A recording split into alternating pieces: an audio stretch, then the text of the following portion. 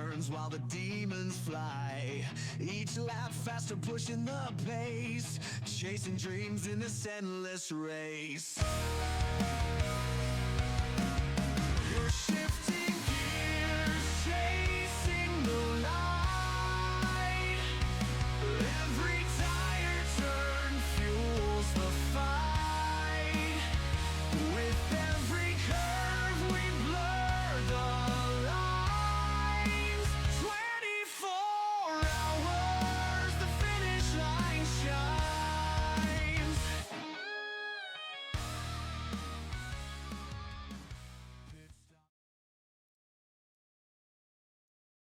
All right. Hope everyone can hear me. Good morning. I'm going to be streaming for the next couple of hours. I am on iRacing, which is a motorsport simulator. As you can see, I'm in a very, very wet session at the moment. Just before we get started, though, I am streaming for Crisis this week, UK charity based on ending and aiding homeless people in the UK. A couple of things that you can do as part of the stream today. You can scan the QR code on the top left hand side. That's going to take you directly to the Just Giving page where you can donate. There's also the Crisis website that's available on the top left hand side as well.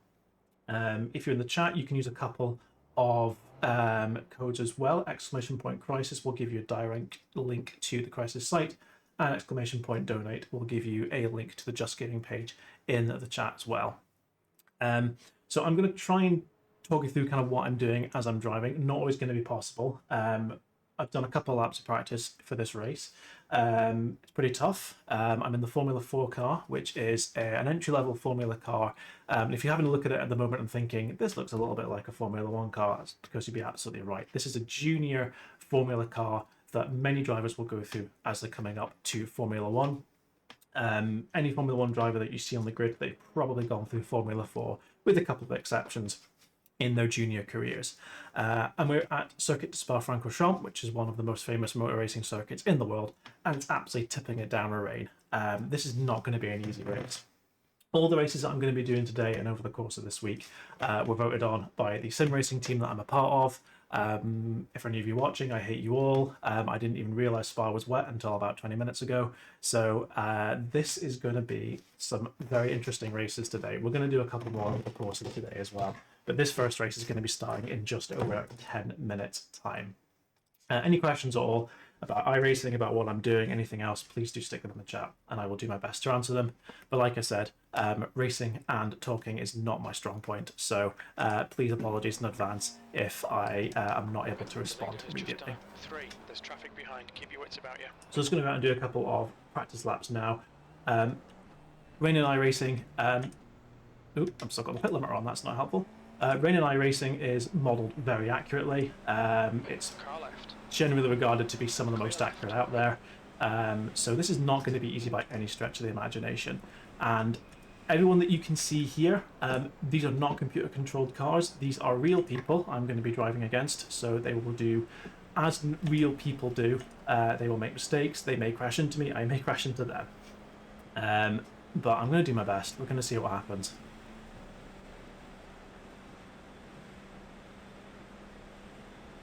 There's an incident in Lacoon.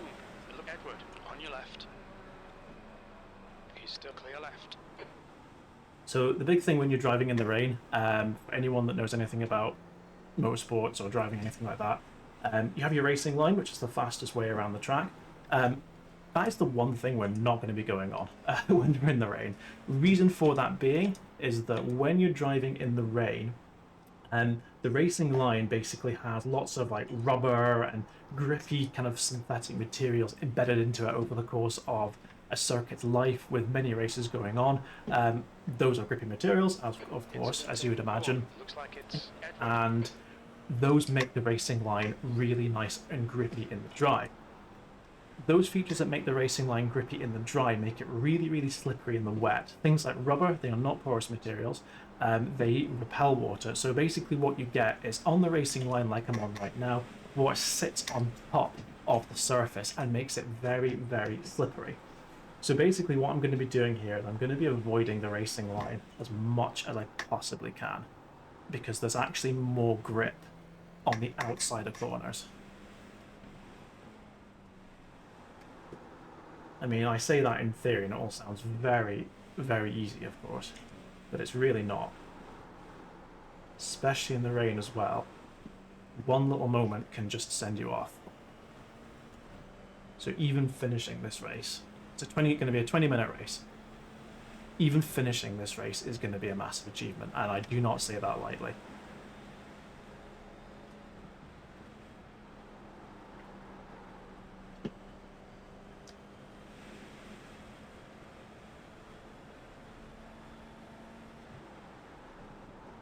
I'm just braking very lightly as well. You can see I've got a pedal trace in the bottom middle of your screen as well. The green bar is my throttle, the red bar is my brake, and every so often... There's a car exiting the pits, heads up. And that you can hear is not an actual person speaking, that is a third-party piece of software. Last horse. You think it might be Andrew? He's my spotter. He hates me because I don't race very well. He's going to keep me up to date with incidents, laps to go, my lap times, everything along those lines as well. He's called Jim, by the way. That's not what I named him. That is his voice name on the piece of software.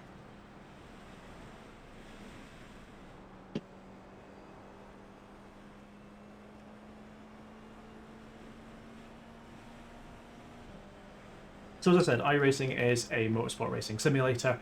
Everything is accurately modelled here. There are a number of real-life racing drivers that have actually started their careers on iRacing.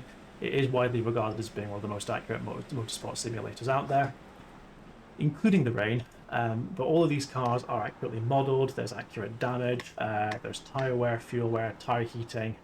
Fuel goes through the cars as it would do in a realistic manner. So, ooh, as you can see, I almost lost the rear then. That's what I get for talking and not concentrating.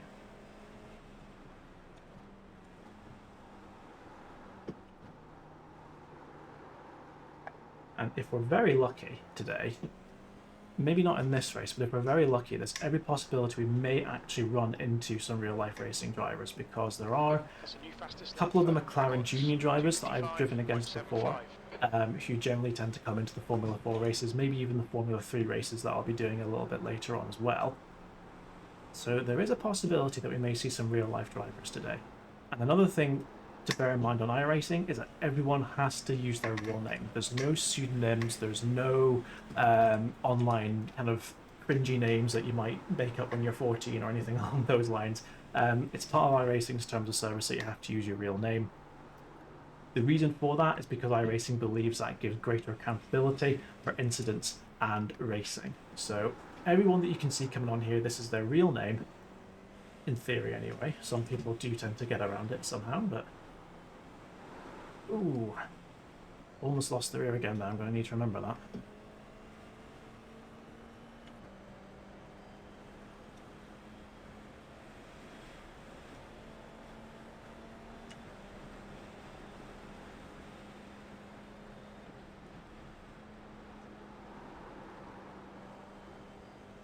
You can see any darker, kind of slightly glassy bits on the track. That's the racing line I'm really trying to avoid here.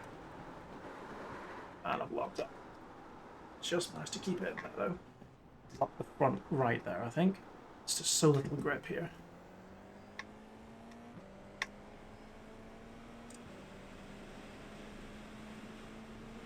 P2.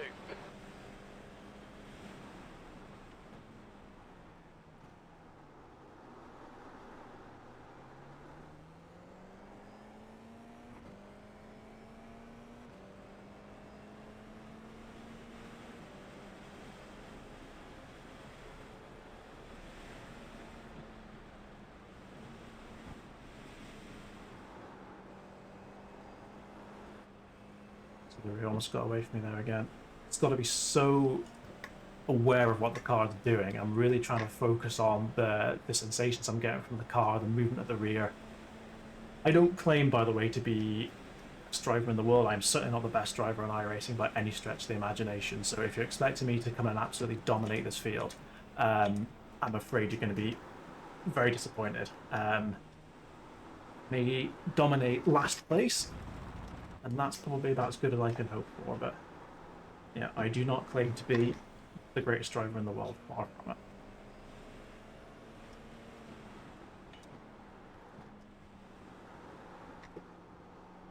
Now in the dry, I would be much further over to the right there. And also I would have been much farther over to the left here, but I'm trying to stay off the racing line because that is just so slippery in the wet.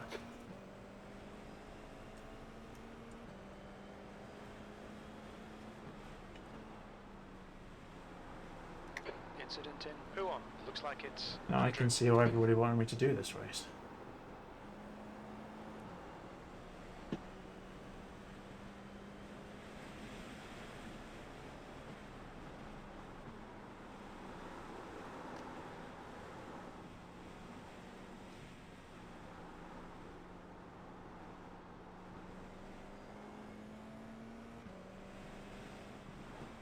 So last lap, rear really kicked out on me here, so I'm just going to be nice and smooth on the throttle.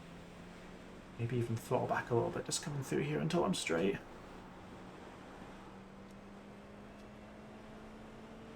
Driving in the wet's all about confidence, really. And just instinctively knowing where the grip is. That's not something that I'm necessarily good at.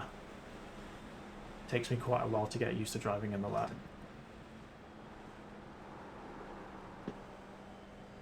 I'm going to brake slightly earlier this time as well, because I almost went off the track last time.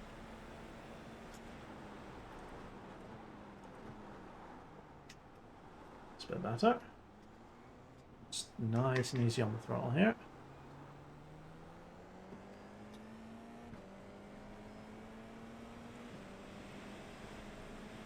P3. That's your fastest lap.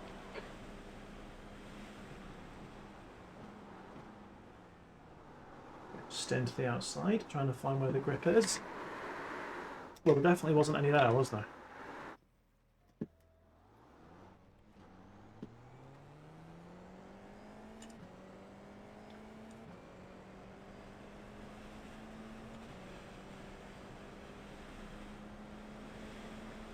Just having a look at my view now, I actually think that I'm slightly opposite, actually.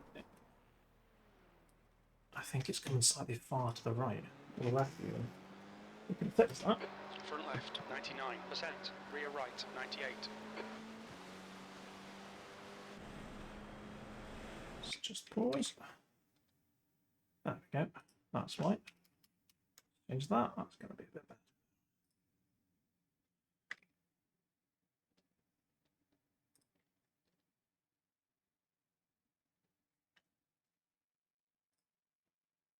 How long have we got?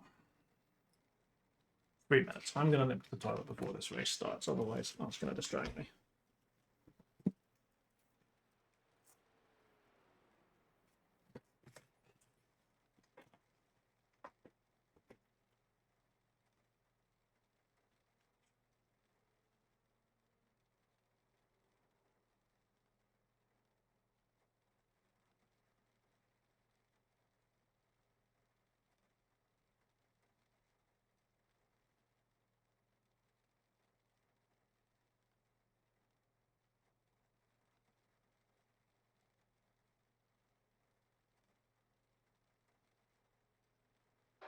The car in front has just posted a 255.85.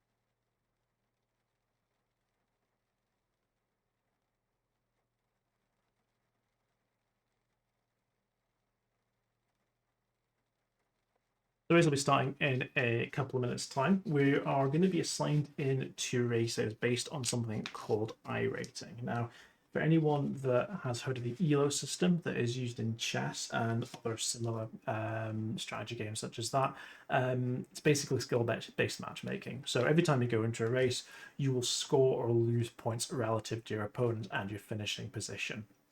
Generally speaking, not generally speaking, a higher I rating means you, in theory, you're a better driver than somebody that's a lower I rating. A lot of people in iRacing do tend to focus too much on iRating. I personally just kind of let it be what it is. Sometimes it goes up, sometimes it goes down. All it is there to put me into races with people in a similar level of ability. Now, when it comes to certain disciplines, certain cars, I'm usually around about the top 7 to 8% of people on the service. Formula cars like this, I'm not quite so good, but everything is assigned based upon the discipline that you're in. So I should, in theory, be in a race with people of a similar level of ability to me.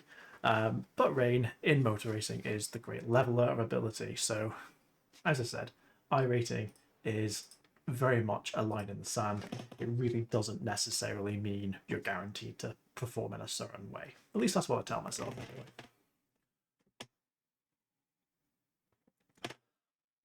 So loading into the race now, there's going to be a 3-minute practice session just to give everyone time to get loaded in. And then we're going to have 8 minutes to do 2 qualifying laps. And then there will be a 20-minute race.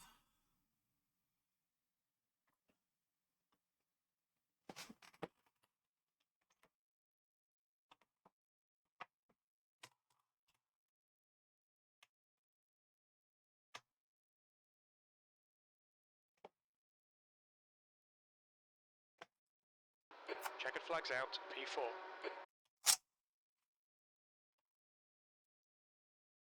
Already see somebody that I know in this race. Not a professional driver, not at all, but somebody that I have raced against before. So they're going to be much quicker than me for sure.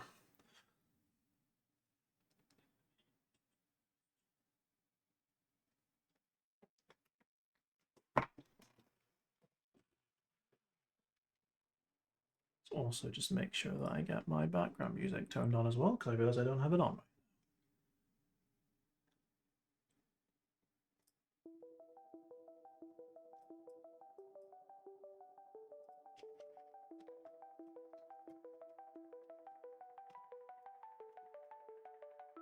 And yes, I do drive with gloves, by the way. That's how serious I take this. And not only do I have gloves, they've also got my name on The it. track temperature's decreasing. It's now 17 Celsius.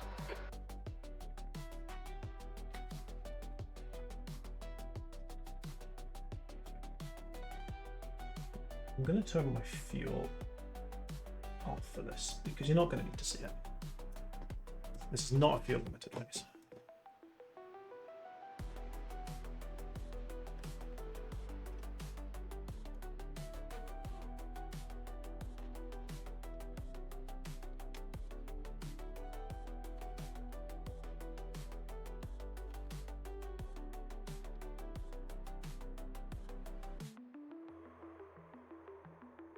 Oh, someone spun off. So we can watch everyone else in practice as well, just to see what they're up to. Not that it really matters too much. This is our rain radar as well, so you can see everything in green is kind of like your light to moderate level of rain, so it's not going to dry up at all over the course of this race. Not that I expected it to, it's only 20 minutes.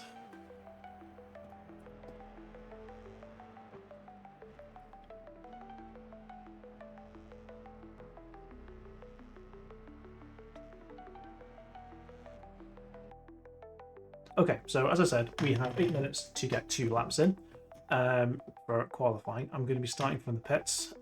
We need to do an out lap, and then we're going to have 2 qualifying laps. If I go off track, if I spin out, anything in those qualifying laps, the lap will be invalidated. So every possibility here that I may actually need to start from the back if I spin out. And I've just noticed as well that my field of view once again has gone for some reason, and I don't know why. Where am I? There I am.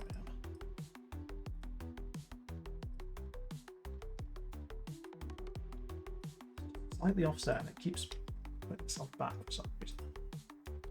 There we go.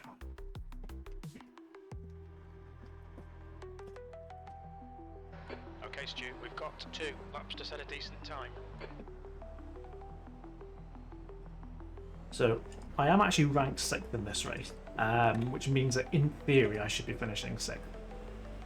There's always a chance I'm going to finish 6th, but I don't think that's very The likely. track temperature is decreasing. It's now 17 Celsius. Thank you, Jim. I do not think I'm going to be finishing 6th today, somehow. For somebody like me that's not super good in the wet, not used to the car, I'm getting all my excuses in early. That's how it works in iRacing.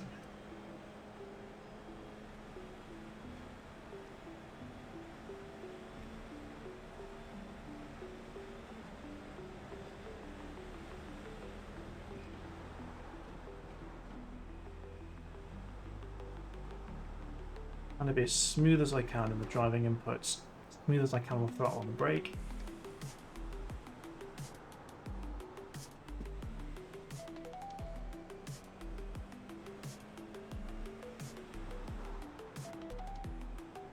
Just listening to the tyres as well. I don't want to be locking any tyres either, because that's not going to help in my braking capabilities.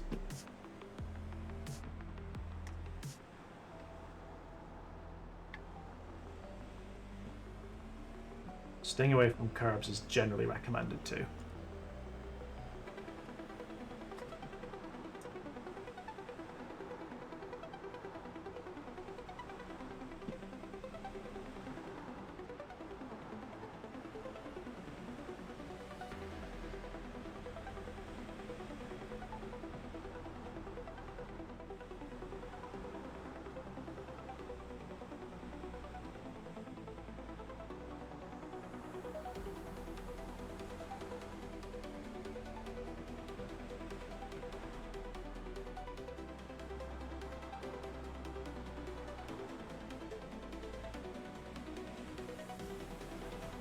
Throttle here again.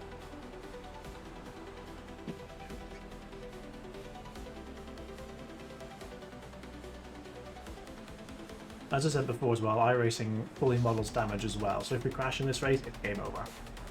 The wheels will come off, the wings will come off. I would have to retire from the race. We don't want that. Now, iRacing also, being a subscription-based service, does have high driving standards.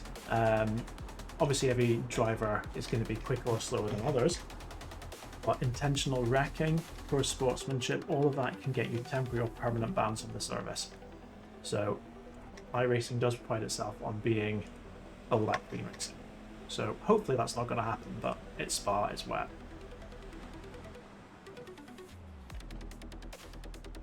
This is my first lap. Just going to try and... Actually, I think I'm only going to get 1 lap in here. We've only got 4 minutes left. This is going to be about a 2-minute 45 to 3-minute lap. So this lap is going to be the one that counts.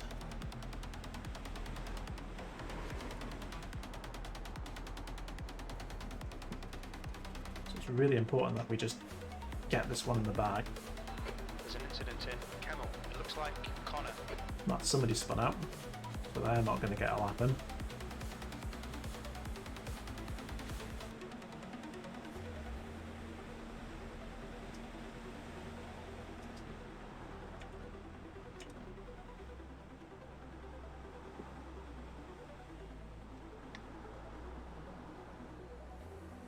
Driving in the wet is so frustrating because There's an incident in turn 9. We You think it might be Shelton. you think you're going really slow. If you push any more, you're just gonna make a mistake and crash. I do always generally tend to find that slower is quicker in the wet.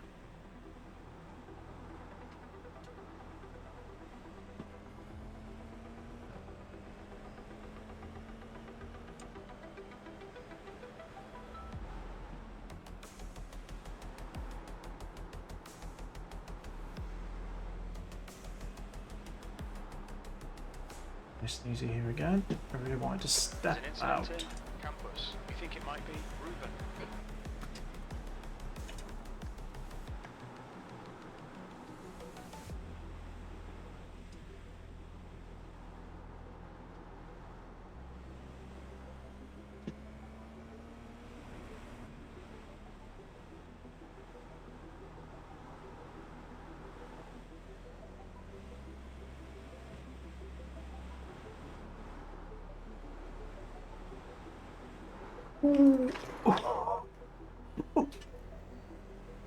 That is how quickly things can get away from you.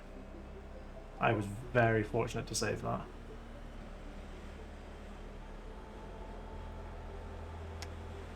I'm not even going to call that skill, that was luck. I'm still alive though. I think what happened there is there was a white line on the left hand side that I just stuck one of my rear wheels over. Incident in bus stop. It looks like. Oh,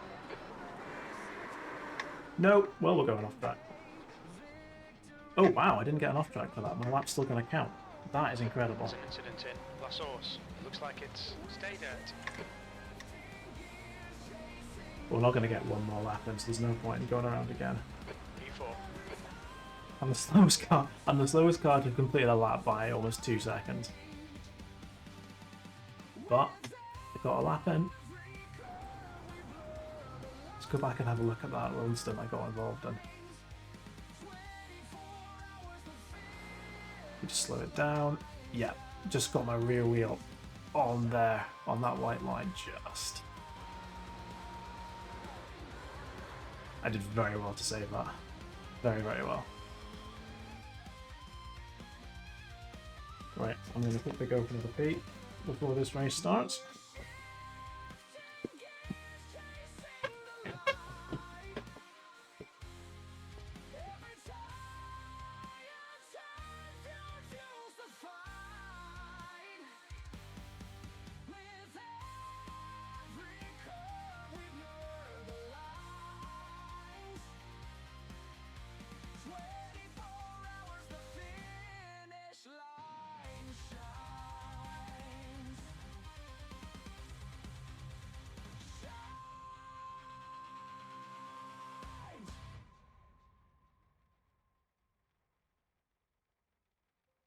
That's the end of the session. P4. We're shifting gears, chasing the light. Every tire turn fuels the fight. Starting fourth kind of by default in this race because basically nobody else matters at a time.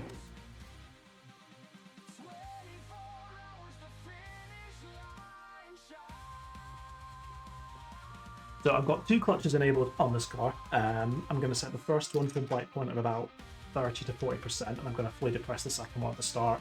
It's going to give me 2 phases to my launch, which should hopefully reduce the amount of wheel spin that I'm going to get.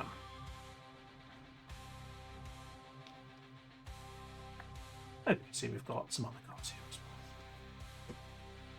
So you can see that blue line on the pedal trace in the middle. I'm going to set that to just under 50%. I'm going to hold down my second clutch. This race is all about survival. 60 seconds.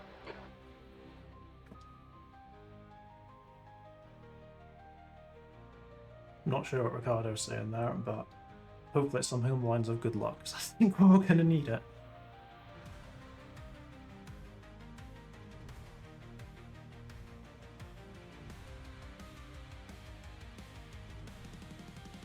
I'm just going to try and stay to the outside into turn 1 as well, and hopefully no one slides up 30 inside seconds. and hits me. Because as I said, if we get hit, we're out. I would like to finish this race if possible. Alright, Stu, we should do well here. We're expecting you to finish in the top 5. We've got cold tyres, we need to get some heat into them. Standing start now. Get ready. Go, go, go. Good start.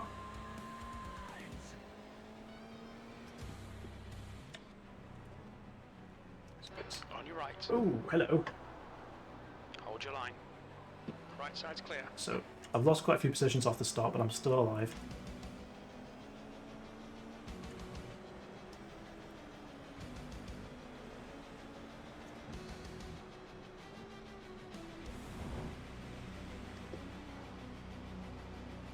Already cars going off.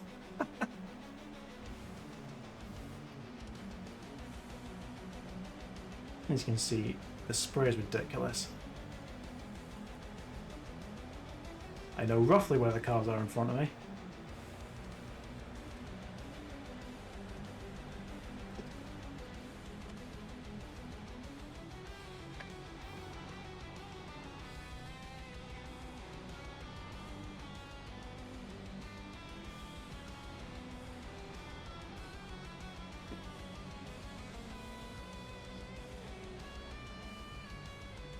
Really taking it easy here, just get through the first lap, try and get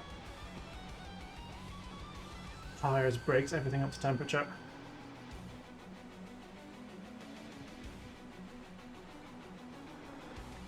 Oh, someone's off.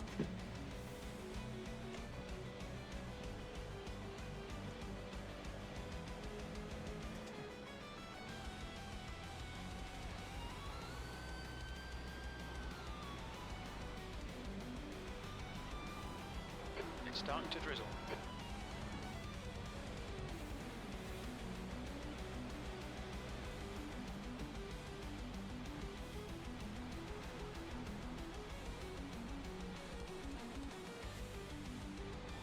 In front of me is taking a much drier line here.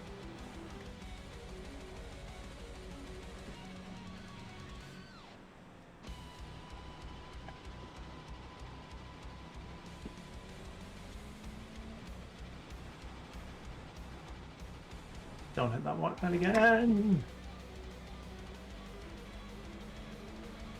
Car left.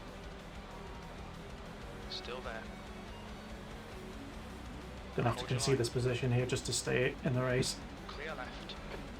It's too late to start fighting. It's clearly got a lot of grip, knows where it is. See if I can follow him a bit. Not that I can see anything.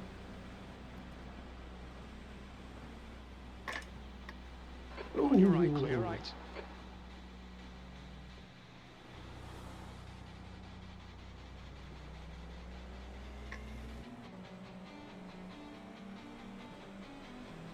Alright, we survived the first lap. 7th position.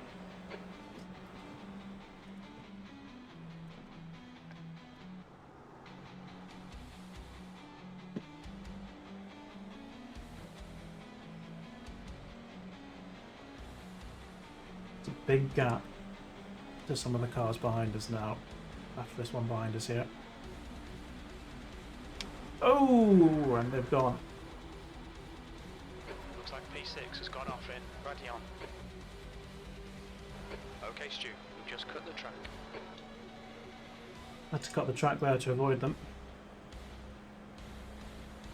We've got a bit of rain now, looks like it's getting harder. I'd like to thank my sim team once again for telling me to do this race. I hate you all.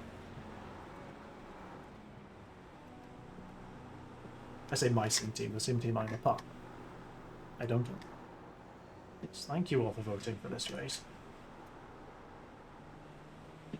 Life's no fun without a chat.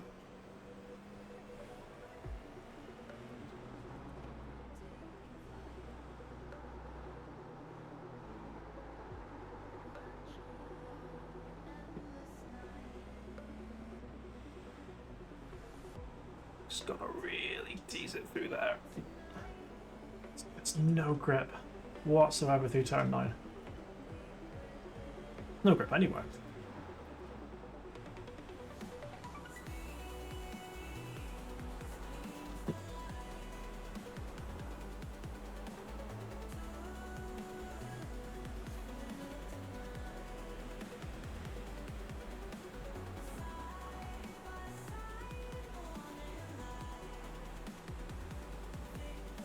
Incident in Befania. It looks like Takumi. Oh, and someone else is off.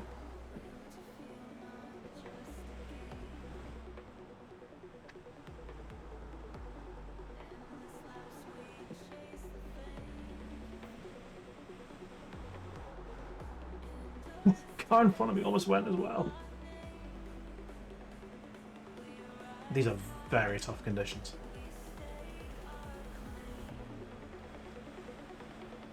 You can see that flashing rain light in front. Sometimes that's about all I can see.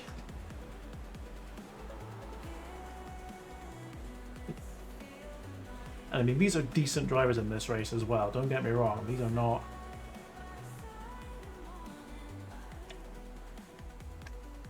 All these drivers will have run multiple races on iRacing.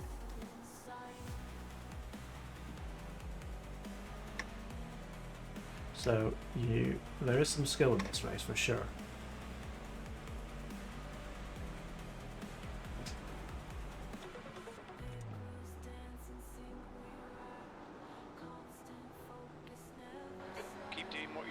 spot on.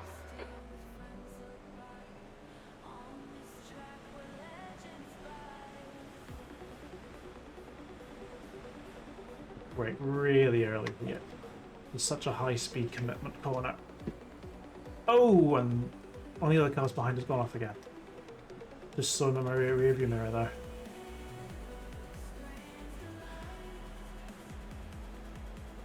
You see I've got a track map on the left hand side of the screen as well, so you can see the field is really, really spread out already. Just looking for my brake mark on the 100 board. Don't want to brake too hard or I'm going to lock the fronts.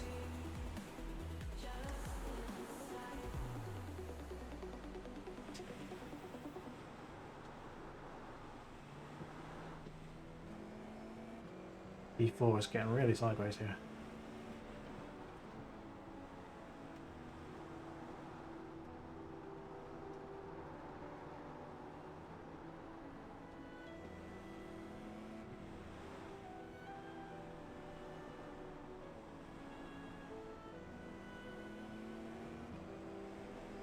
The car behind me is catching me pretty quick.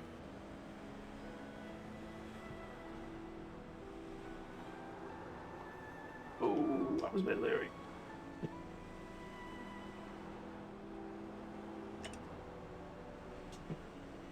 Time to be so cautious on the throttle.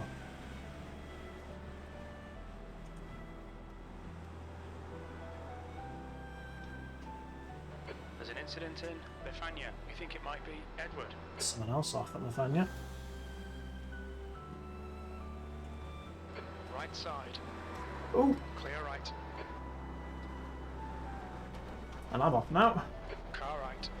Car right side's clear. The stewards have warned us about track limits. Keep it between the lines. I just had a little bit too much speed in there.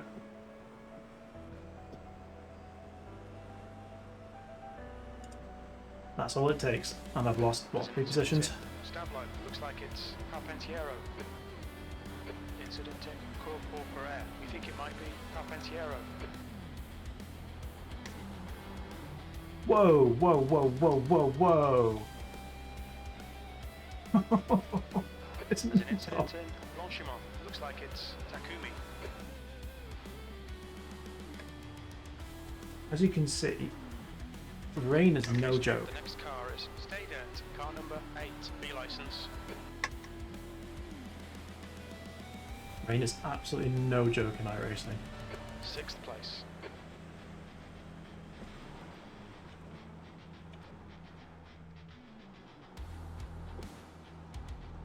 As I said, I guarantee all the other cars around me have multiple wins in iRacing. I'm probably in Formula 4. I don't, by the way, just to put that out there.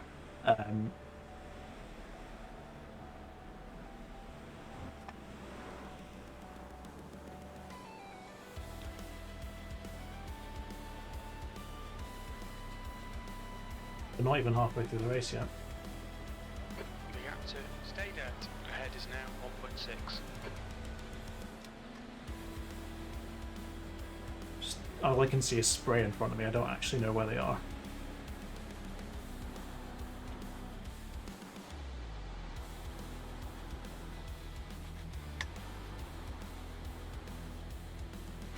That's half distance. The fuel's okay.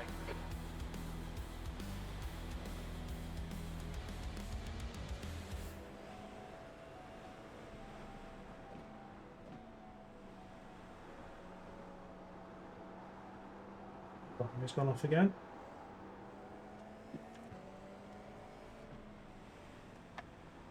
Nobody's got any confidence through here at all, including me.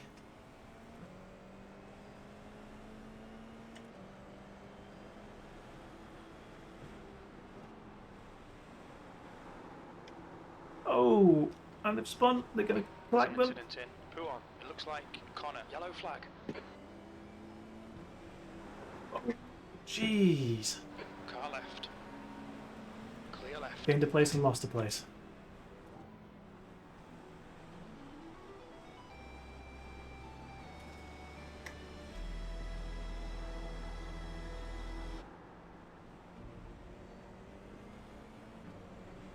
There's an incident in Bethania. We think it might be Stay Dirt.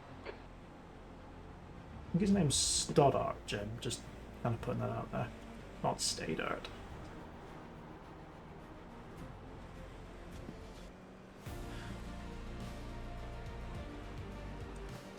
Incident in campus. It looks like Takumi.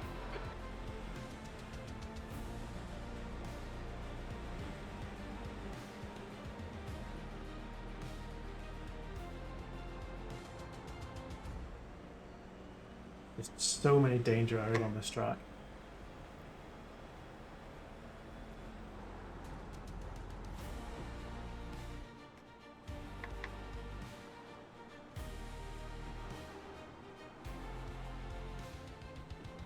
Now behind me's definitely quick, just keeps making a lot of mistakes.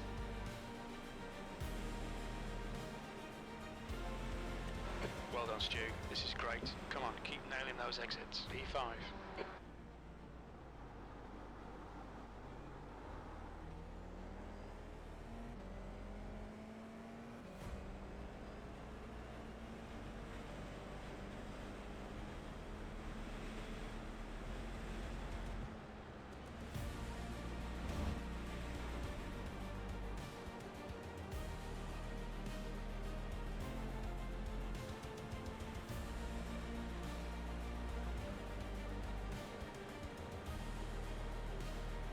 We've only got 2 laps to conclude in this one. Radion. Looks like it's Carpentiero.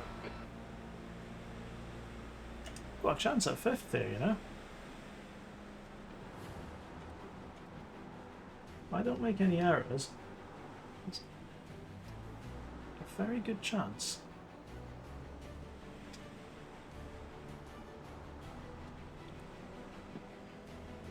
First and second are gone. Third's a fair distance ahead.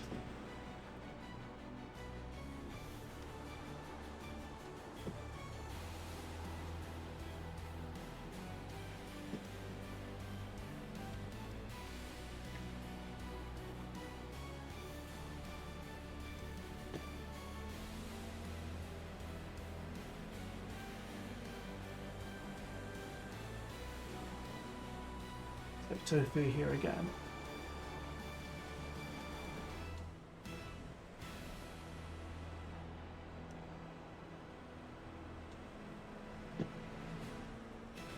Yeah, so the car behind doesn't have much confidence here either.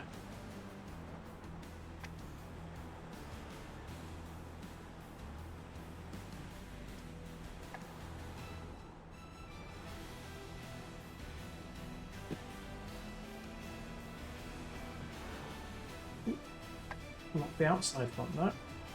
So of course that little square. The gap to Stay Dirt behind is increasing. It's now 1.8. Oh! I think P4's gone off in Corp Paul Ferrer. Okay, Stu, we've gone out of track limits. Keep it between the lines. Thought they were going to roll back onto the track in front of me there. Had to take to the escape road to make sure I didn't hit them. Oh, oh, oh. The next car right. Oh, oh. You're right. How did I survive that? Seems at the moment every time I gain a place, I lose a place.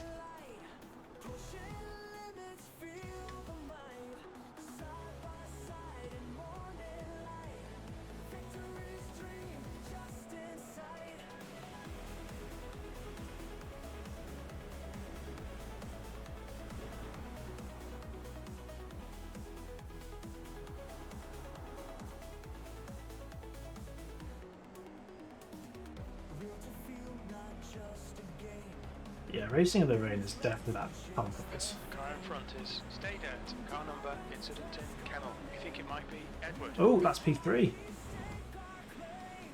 What's happened to them, I wonder? They're just rolling again now, I can see on the map. Maybe they hit a white line or something.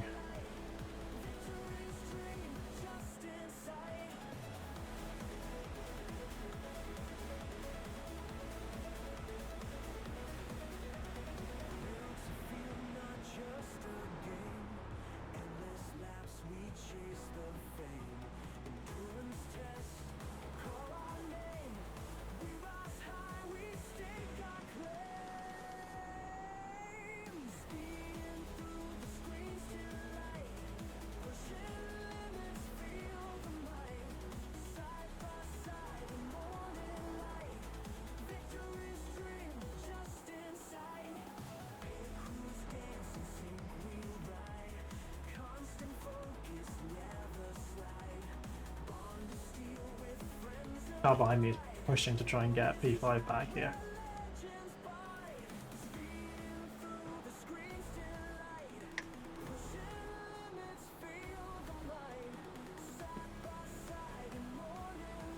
He's definitely got more confidence than me, but I'm almost wondering if he's overconfident.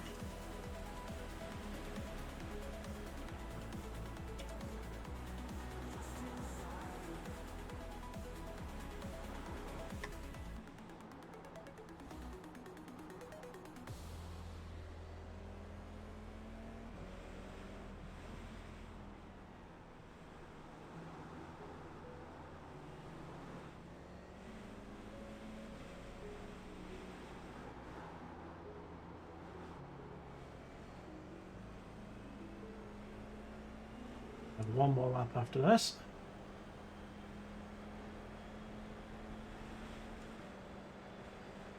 Car right. Still Yeah. there. Right side's clear. I was on the greasy part of the track, but I could not There's do an incident anything. in Longchamp. Looks like it's Oh. Edward. Oh no, Stu. Come on, mate. Defend your position. Where is P3? I couldn't even see anything there. I had to back off. Could not see anything. I had no idea what was going on. 2 minutes to go. 2 minutes.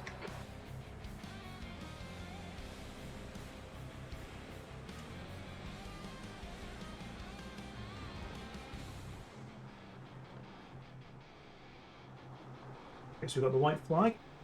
Don't think you can see it because the crash circle isn't right. But the white flag means we've got one lap to go.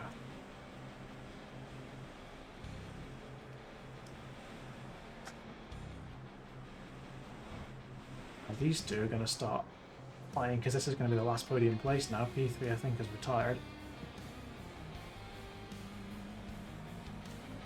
I'm not going to be able to catch them on pace. I'm just going to have to hope they make a mistake, and if they do, Car ahead is car I'll be number on the podium. 20, D license, and their rating is 1.8.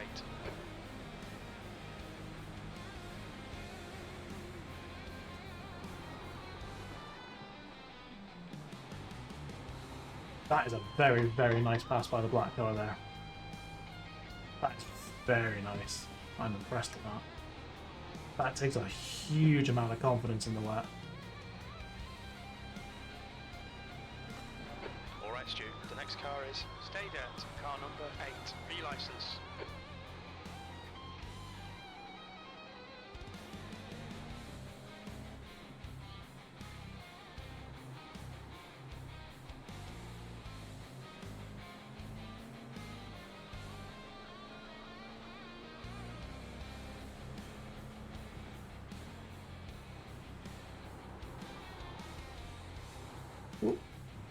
Just need to be careful there.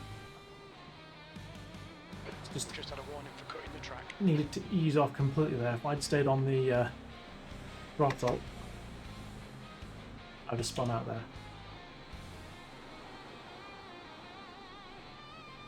And P2 is just disconnected. Oh, they've finished the race already, maybe.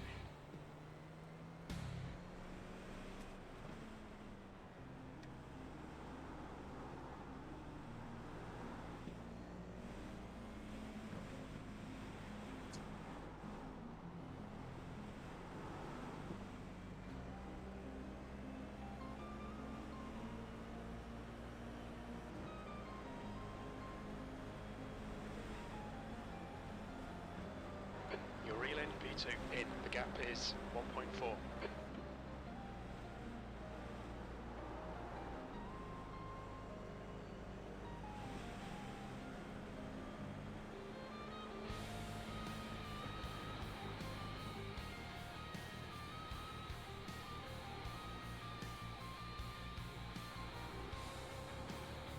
Well, hell of a race to start the week off with. There's an incident in bus stop. It looks like Carpentiero. P4. And there's the finish. Yeah. Good result, mate. Well done. P2 quit out. They might be doing that deliberately to reduce their ratings so they get into easier races, potentially.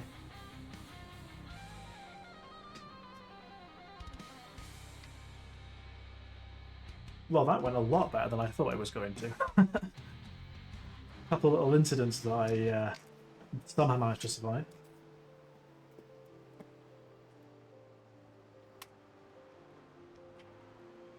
I want to go back and have a look at that. This pass here. Because this was incredibly impressive. So this is what iRacing is all about.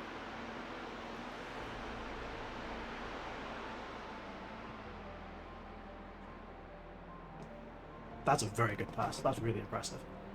That's exactly what iRacing is all about. And you can see me here just trying to survive.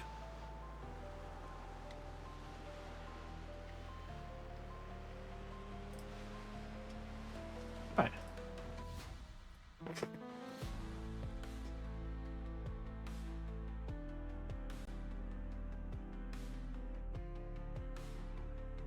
So,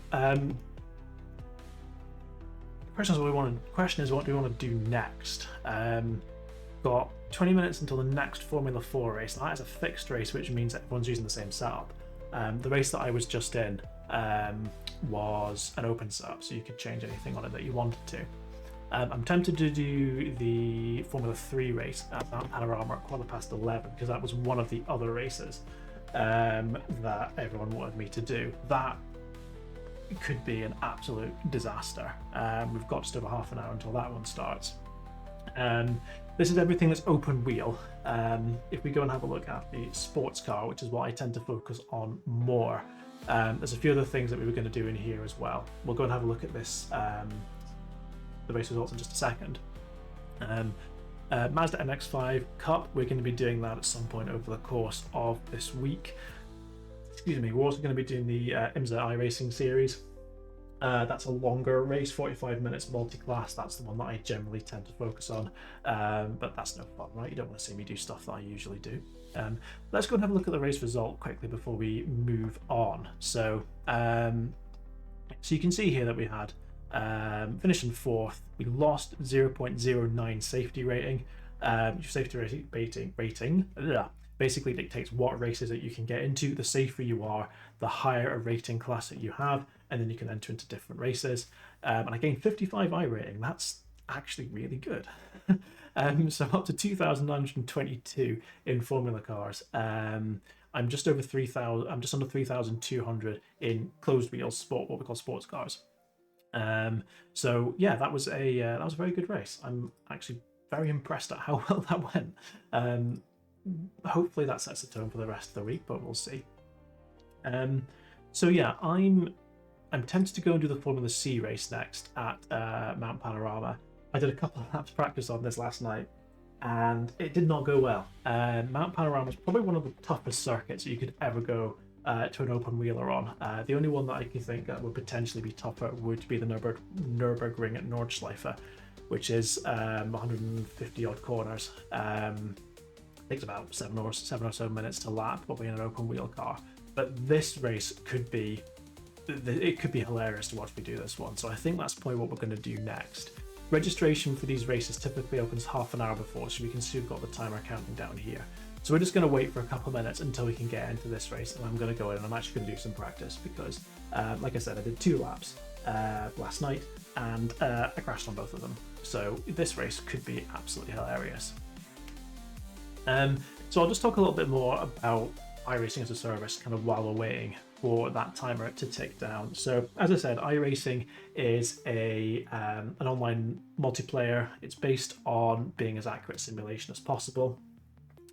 Subscription based, so it's not just a one-off cost. I pay an annual subscription for iRacing, which includes some base content, actually a very reasonable amount of base content for the cost, and then everything else you purchase as one-offs. So for example, the Formula 3 car and the Mount Panorama circuit I've had to buy separately. iRacing does get a lot of criticism for being very expensive, which is a very, very valid criticism. However, iRacing is one of these services that does continuously improve their service. So the rain that we just saw in the last race, that was actually new for Season 2 this year. So for the first 13 years of its life, iRacing didn't have rain. It didn't really even have kind of changeable conditions particularly.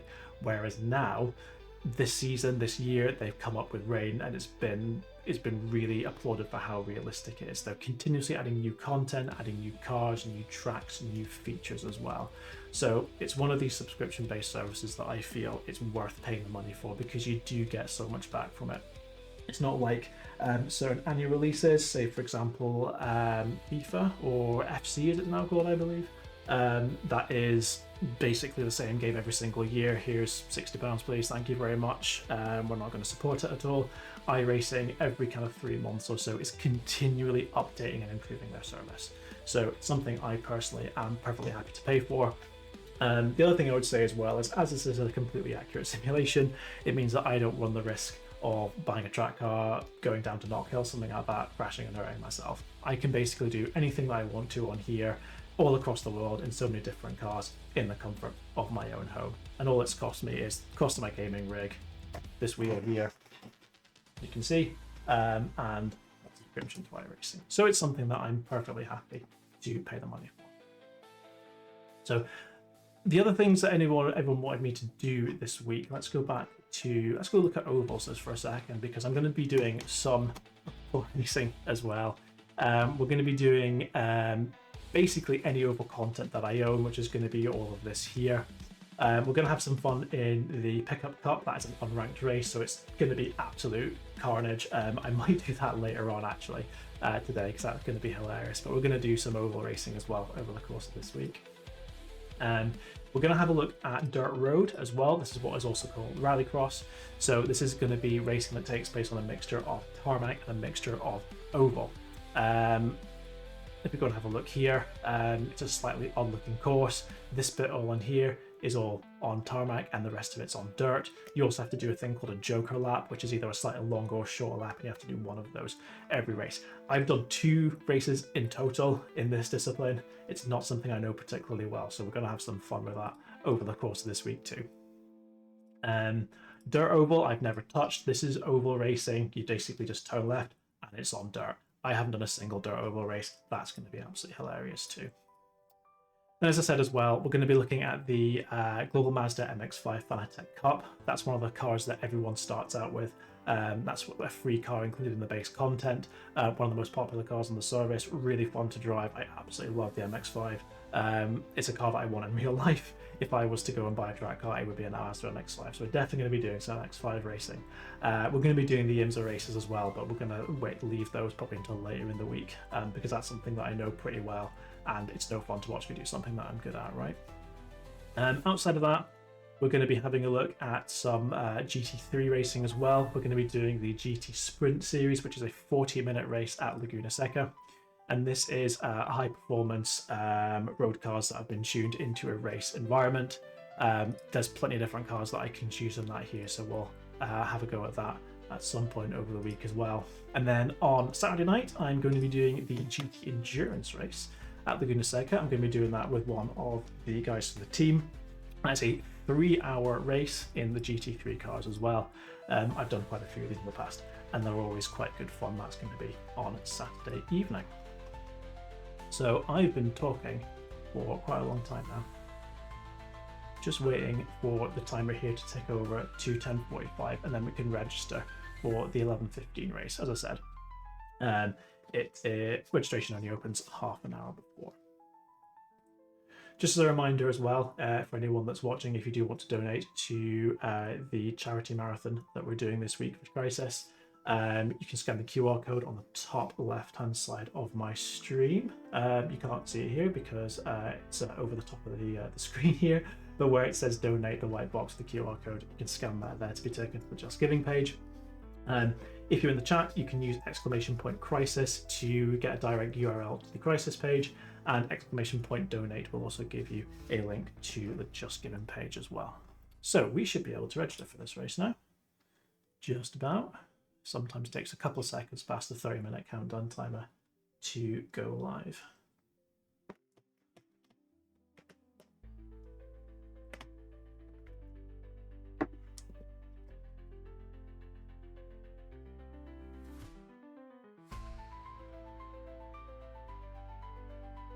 And I gather there's one person that's definitely watching that has responded to me on WhatsApp. Hello. Alright, here we go. The race is open. I'm going to go for another pee while this loads in.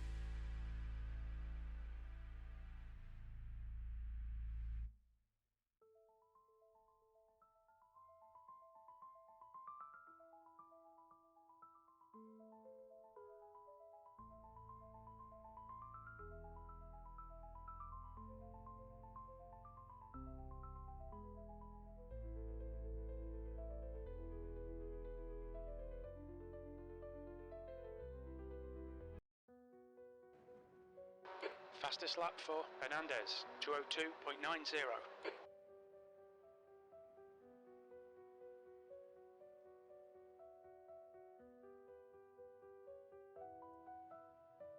So Mount Panorama is in Australia. I don't drive this track very often. Last time I drove it was in the 12 Hours of Bathurst last year, not even this year. I didn't even do this year's 12-hour race. It's a very, very tricky track, as you're about to find out. The first bit is not too bad, but then we go up into the mountain, and then we basically come down the side of a cliff. But let's actually go and drive it, and you'll see what I mean. Pit lane speed limit So this is kilometers I per might hour. get a pit Pit lane. exit's Yep. clear. You've had a black flag. We'll need to come into the pits. That is why you need to put the pit lane speed limiter on, otherwise you'll get disqualified. So this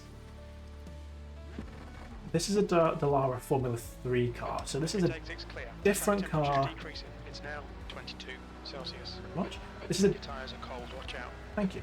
This is a different car to the one that we were driving before. It's the Formula 3 car, so it is got more power, it's got more downforce, it is much quicker than the Formula 4 car that we were just in. Much better on the brakes as well.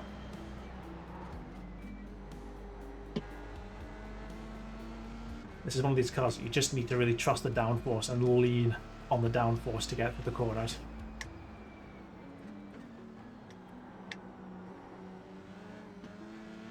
Very tricky corner that. Off camber uphill. Very easy to spin.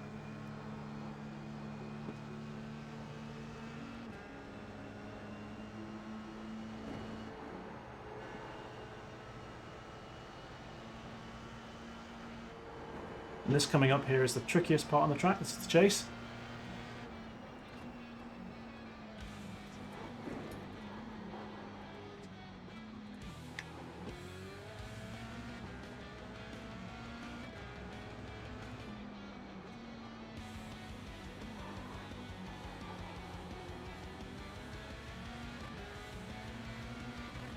I'll increase my driver height a little bit here.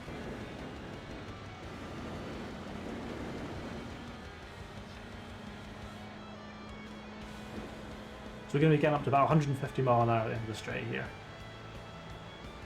Some of the cars we'll be driving later on will get up to about 200 mile an hour. Pardon the brakes.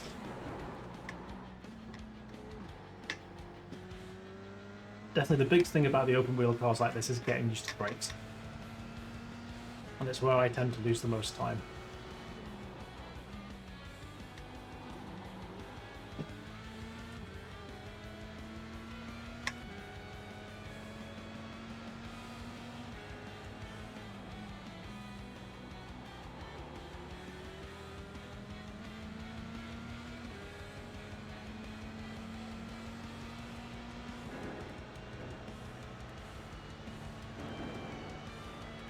Banging you can hear, that's the underfloor hitting against the track. Might need to raise the ride height a little bit.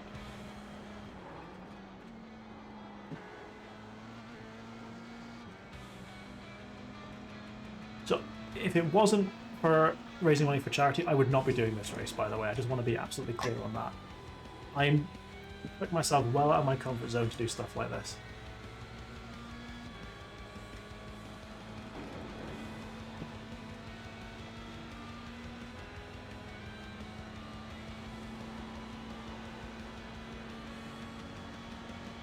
Should be able to take this flat. Yep.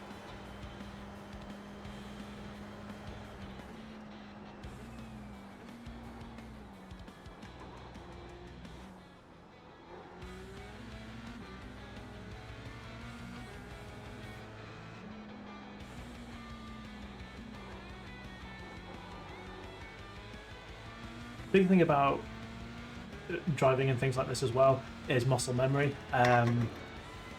I know which gear I'm in because I've just got it in the back of my head. I do have a gear indicator on my wheel, but I'm not looking at it. I just know I'm in 6th gear right now.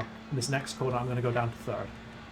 So I'm just going to go 6, 5, 4, 3 on my paddle shifter. 5, 4, 3. Tuck it in. Pretty good, actually. I'm going to go down to 2nd here. 4, 3, 2. Check it in. A little bit too much entry speed there.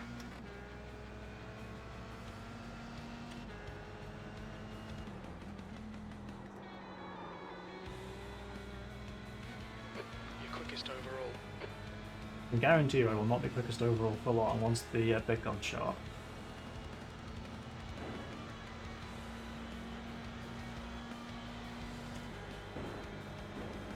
Break up the access road just after.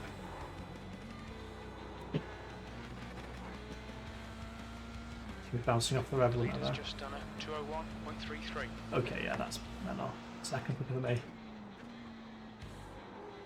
Ooh, hit the wall. Should get away with that.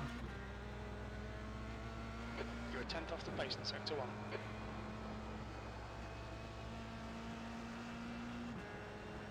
Yeah, don't think it's knocked the tracking out or anything like that. If that had happened in the race, I'd given that a bigger blow. That could have been the end of my race.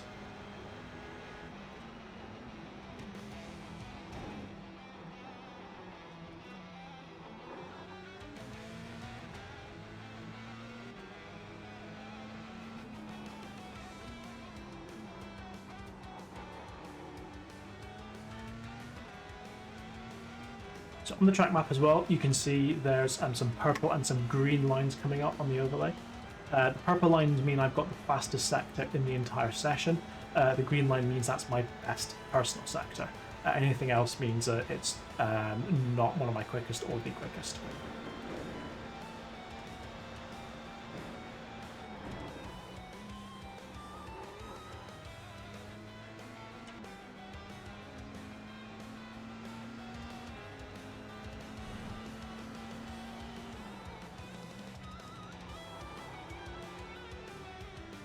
Put that in 2nd actually. P2.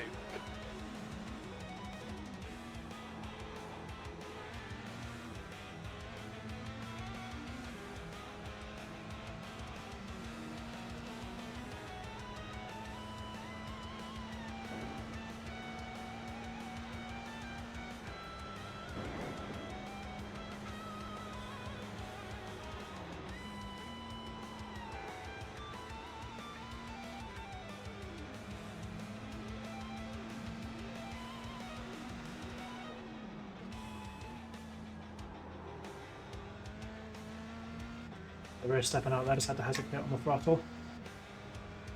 If I'd gone full throttle, then I would have spun the car.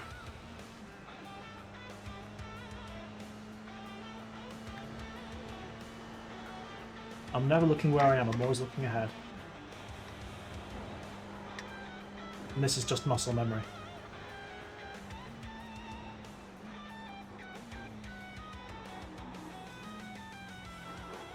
If you're thinking about the corner that you're in, it's already too late. Oh! And there you go. That's exactly the sort of thing that can happen.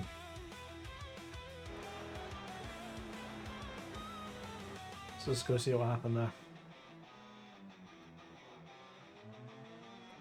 I think I just stabbed the brakes too hard.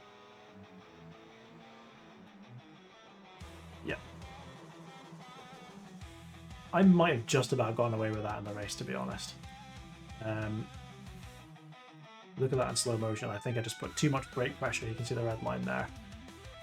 I think I just locked the outside front.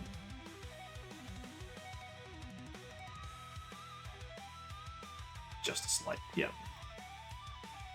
Yeah, as I said, I might have got away with that in the race, actually. But we're in practice, so it doesn't matter. All clear. Push now. The tyre temps are all fine. The guy behind has just done a 2:02 and 6:2.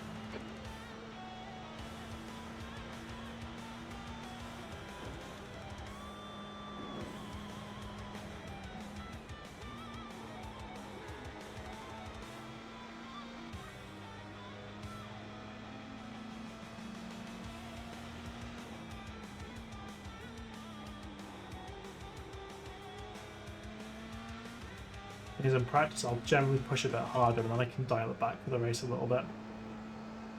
If I know what the limit is, I can just stay slightly under that and hopefully survive. This is a 14 lap race. Oh my goodness me. That's what cold tyres does. The car's just so slidey.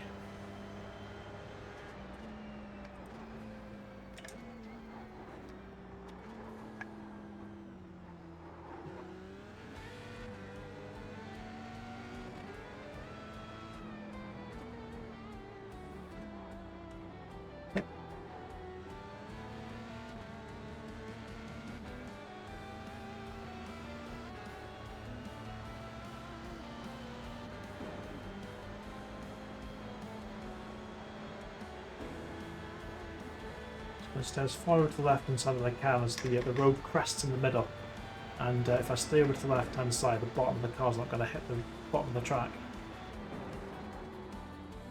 Give me more top speed and a faster lap. That's the level of detail that iracing goes into.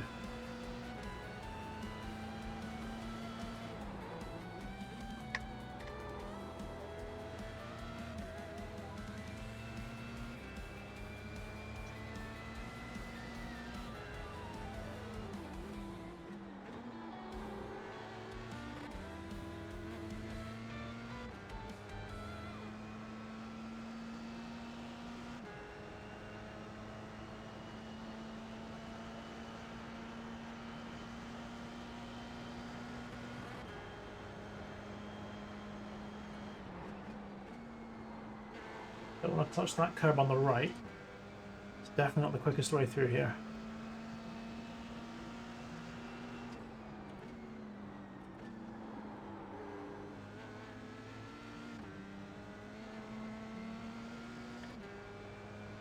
I also be noticing there's a little black box on the right hand side of the screen called ABS. That will activate anytime I'm in a car that uses ABS and I'm actually riding on the ABS. This car does not have ABS or traction control, so it's not going to light up, but I just got my bothered taking it off my overlay.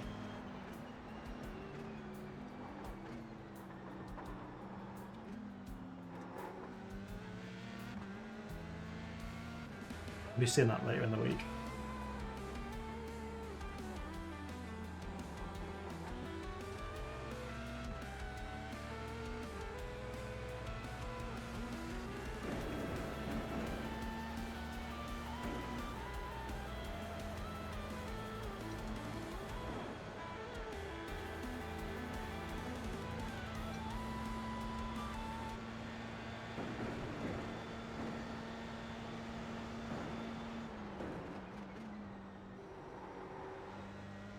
Still losing time under braking. These cars have got such powerful brakes, it takes a while to get used to them.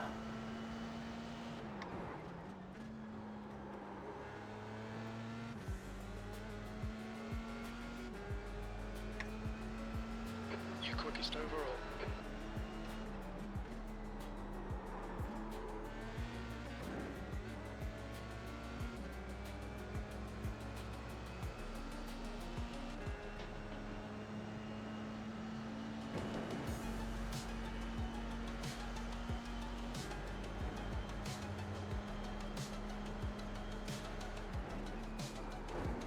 Oh, it's too wide. Oh. I might have just about gotten away with that again.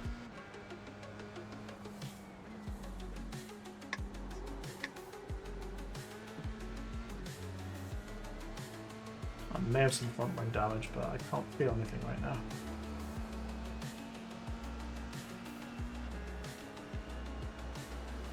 Not actually sure what happened there. I think I just bottomed out on the curb on the left hand side.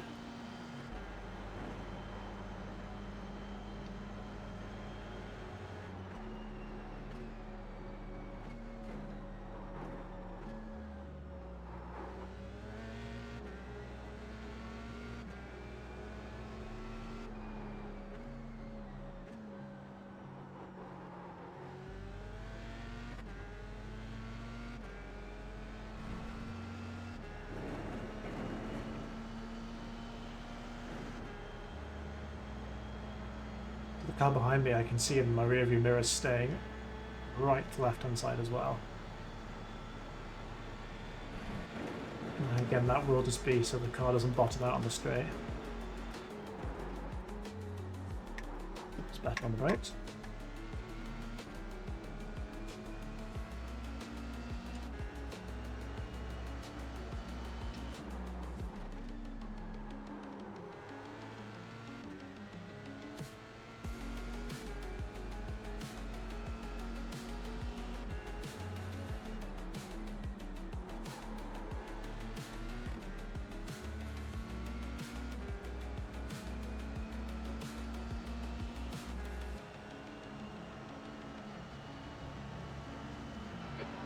Just done a 2:01.00. Okay, that's a very quick time.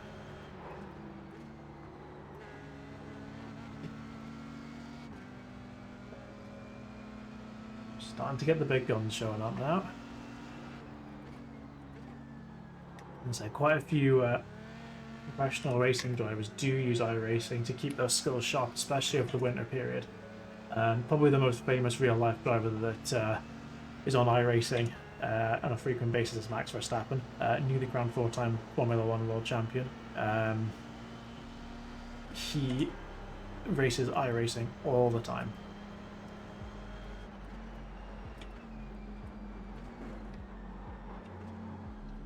In fact, he races it so often. There's the joke in the Formula 1 community is Max is a full-time sim racer who does F1 as a hobby. I don't think he does Formula 3, the car I'm in, particularly much better.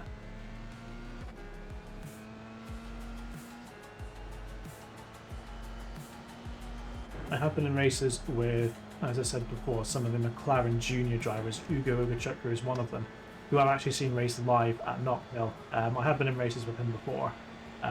He was about 3 seconds a lap quicker than me, unsurprisingly.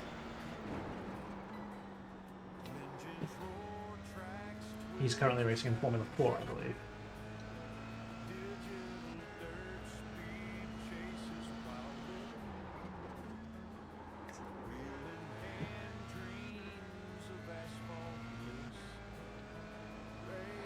P2, that's your best lap in the session.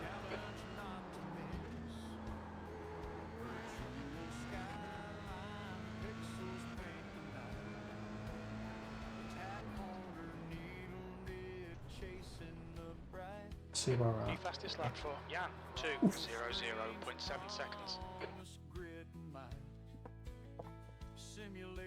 We've got a few minutes yet. I want to go back and have a look at that off track I got on the. I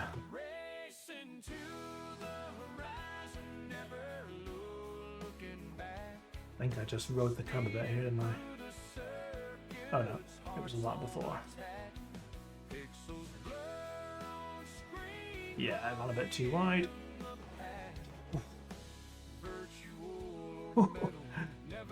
I'm a lucky, lucky boy. Oh.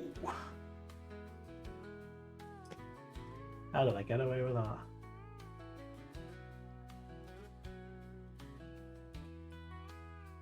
Hairpin turns, hopes, risk in the dust. Fuel injects, adrenaline, faith, and thrust. Lap by lap, chasing life's mad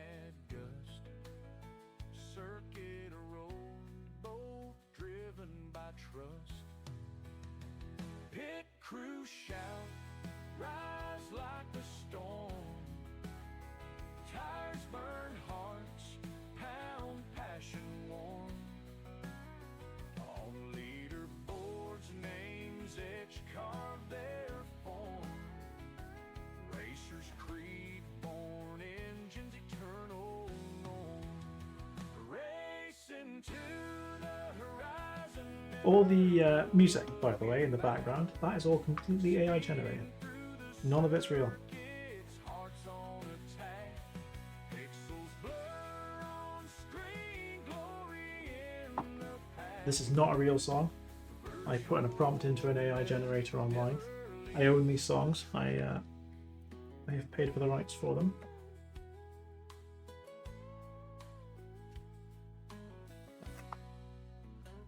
Let's see what everyone else is up to.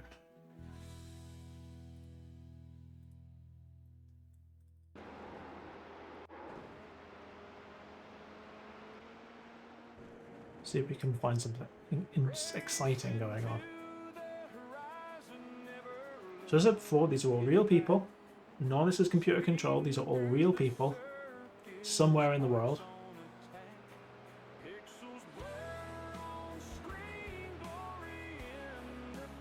I mean, there is AI racing that comes with iRacing, which is very, very good, but nothing beats racing against real people.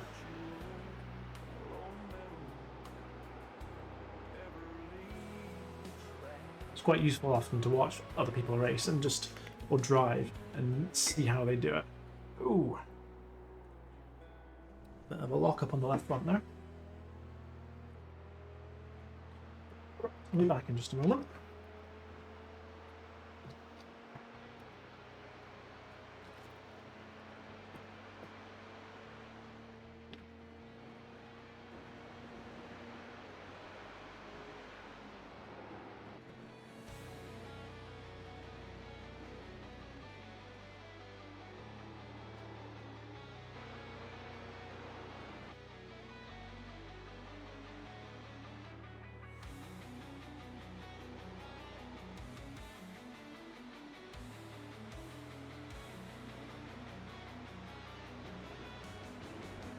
That's a new fastest lap for Peterson, 2:00.5.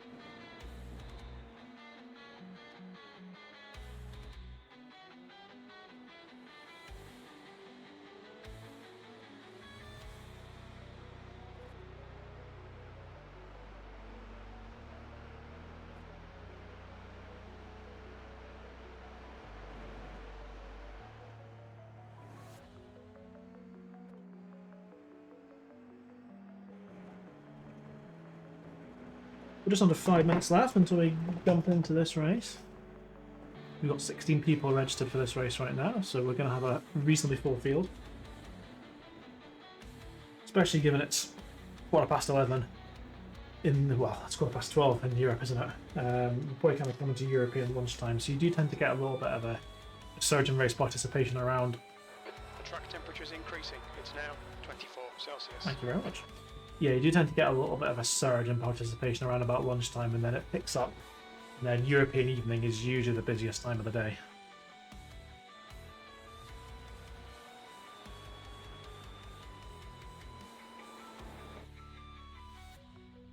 And there are some rather nice liveries out on track as well, it must be said. I use our team livery, so this is a Hodgeswood Racing livery, very kindly created by Falcon of Falcon Race Wraps. Does a very, very good job for us. Best looking livery, in my opinion, on the track. Of course, I'm a little bit biased, but I do genuinely believe that.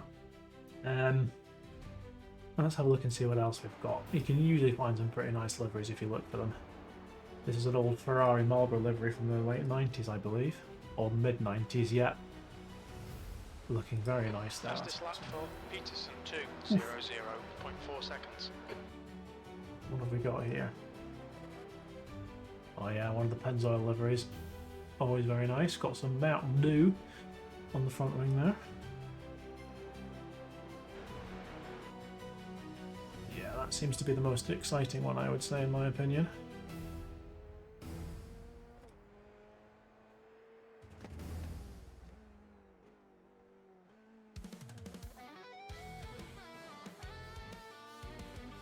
Let's go into there. I'm not going to do any more laps before we start this race now.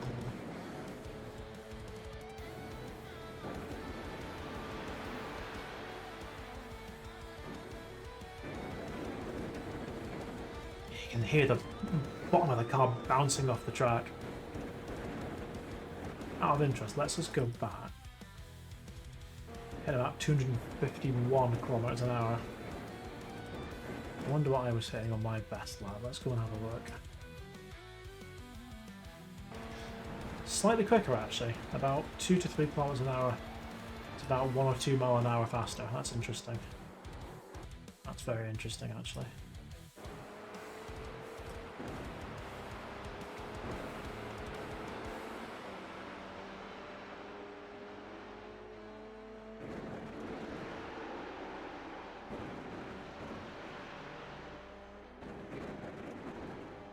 Much like the previous race, this is going to be a race about survival.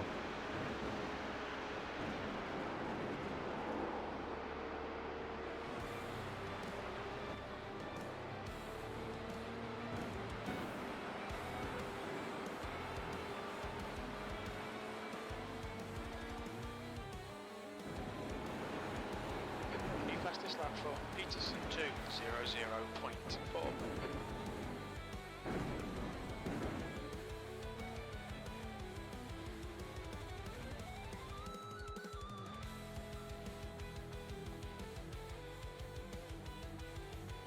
Once the race session 23 registered, on the top left hand side here disappears. That's registration's closed. And then it'll just be a couple more seconds and we'll get the prompt to go into the race directly.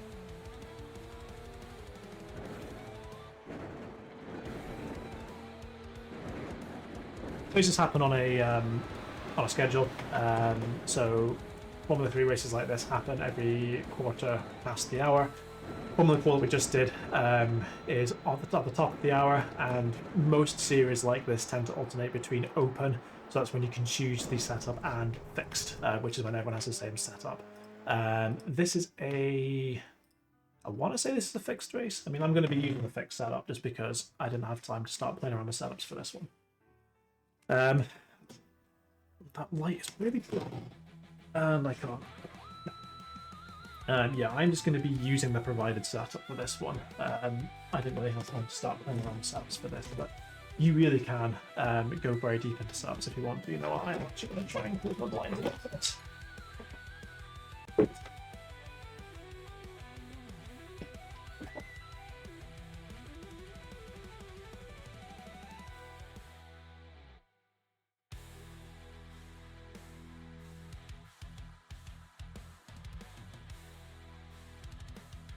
It looks like I'm actually ranked number 2 in the server for this, which is absolutely hilarious.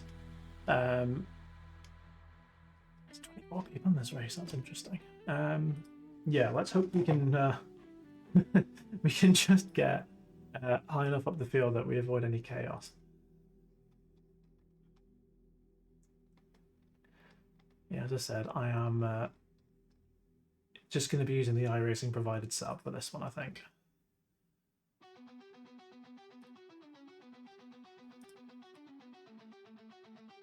Even though this is actually the open setup, because it's given me the option to change. The iRacing provided setups are usually pretty good.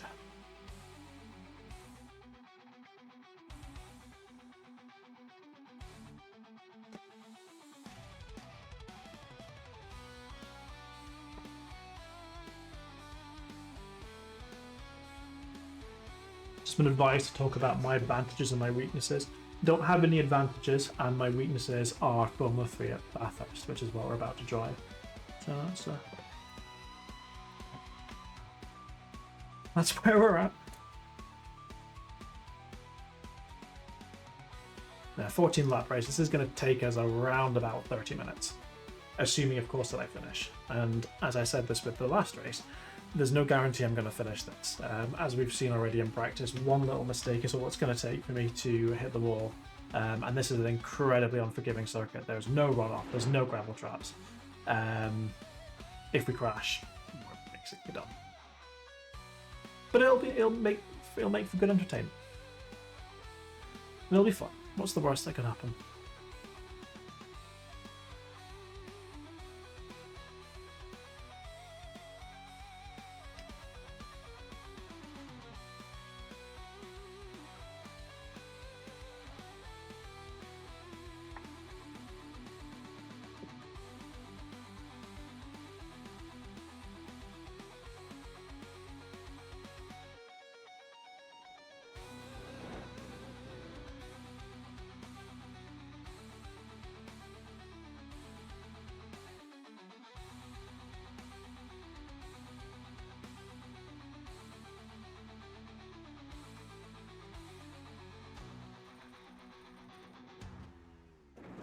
We've got 2 laps. Let's get this done.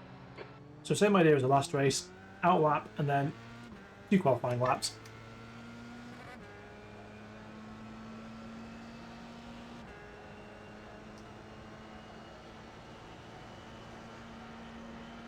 This is not raining in this one. That really would be a nightmare.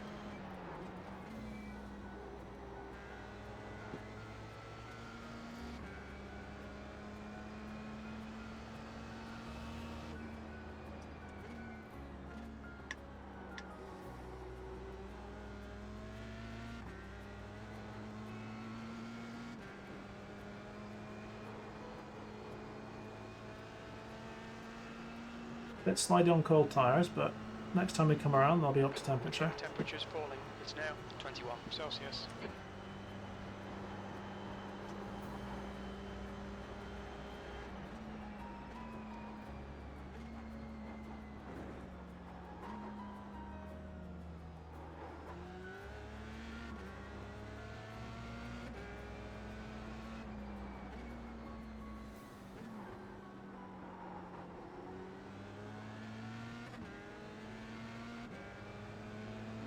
I have a suspicion, based upon the amount of cars out on track, not everyone's qualifying for this race.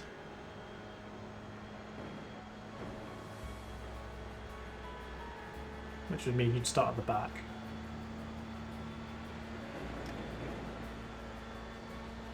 Why people do that? Sometimes they do it to try and avoid carnage.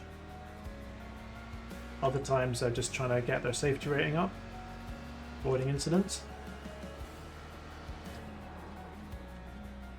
Personally, I've never really been one for it.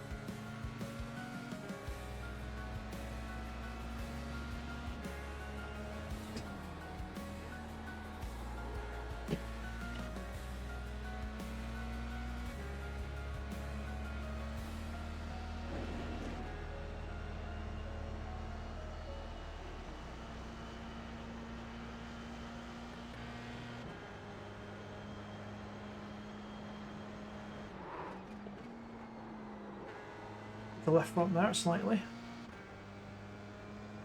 Didn't cost me anything.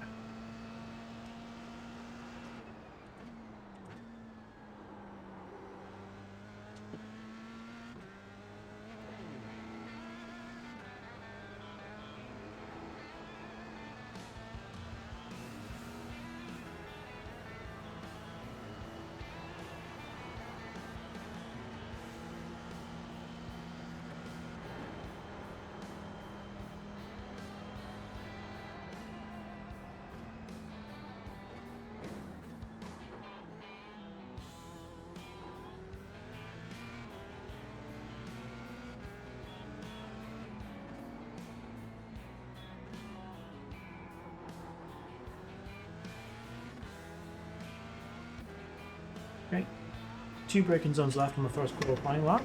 Not too bad. Really not too bad at all. If I can get at least 1 valid lap in here, that's going to be better than some people do, so...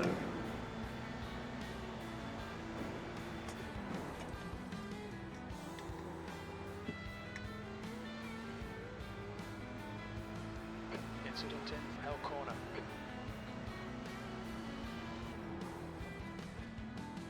Too early on the brakes there. 2015.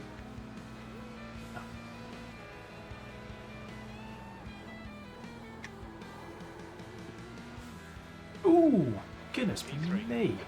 59.6.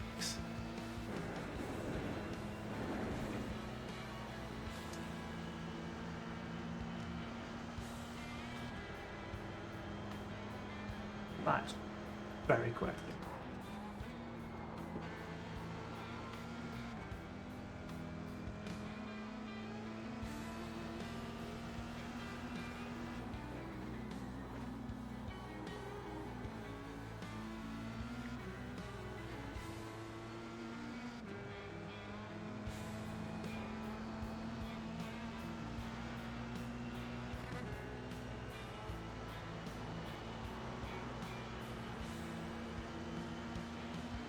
I also just realised I forgot to take fuel out of the car for this, so I'm basically carrying 20 kilos more than I should be.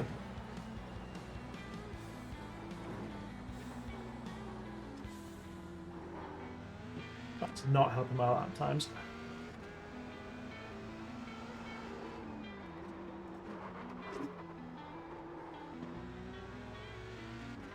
Got away with it.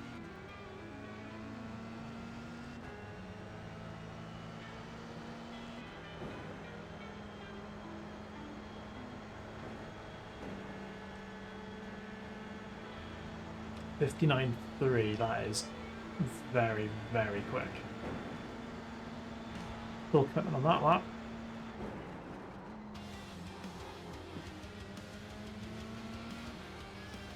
This has been a pretty decent second lap for me.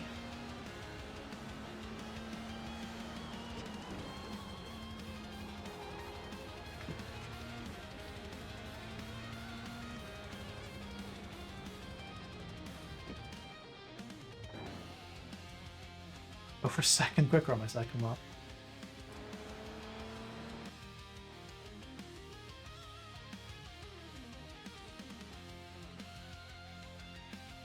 And still almost 2 seconds off the pole.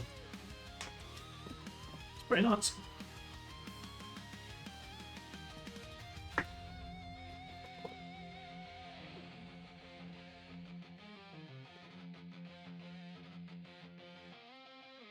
I mean, barely anyone's actually sat a lap time at the first point. Why is nobody wanting to qualify? There we go, that's something else.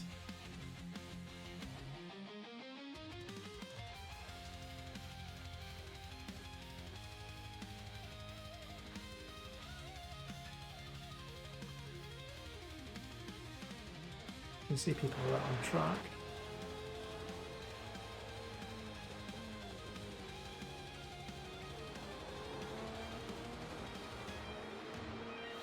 .204.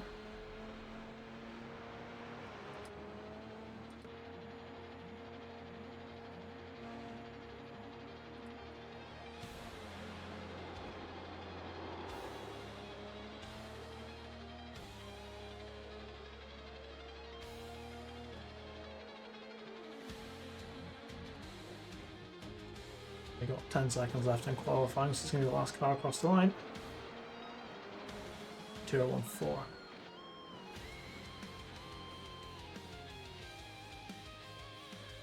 Right, be back just before the race starts. End of the session, P8.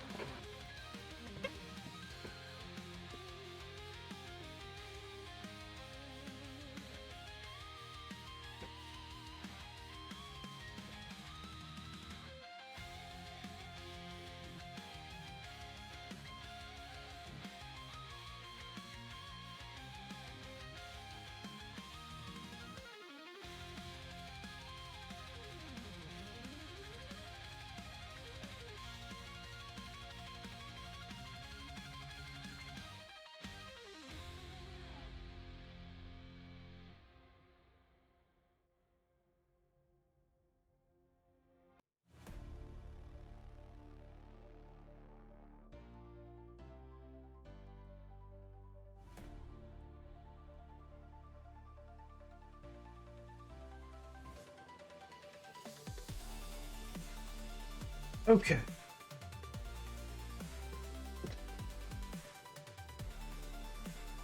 The track temp is 22 Celsius. So same idea as The air temp before. is 20. Cold tyres all around. I've got 2 clutches. I'm going to dump the first one and then let the second one out a bit more gradually. We are not fighting for the podium here unless everyone crashes, and I don't.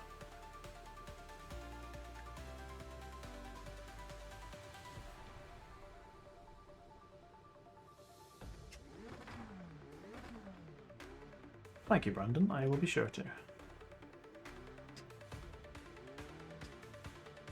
Let's work together to not crash, I think.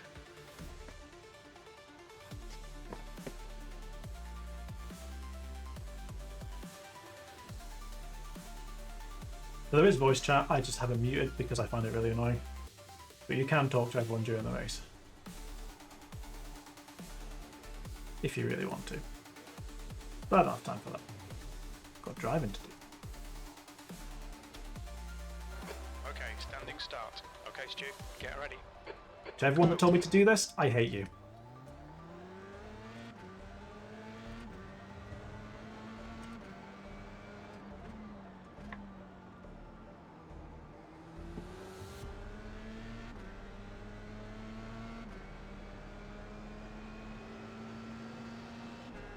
That was a very quick green as well. Just gonna let this Ferrari in front go. Dive bomb. Car right. Clear right. Yeah, I knew we were gonna do that. Griffin's bend. We think it might be Skinner.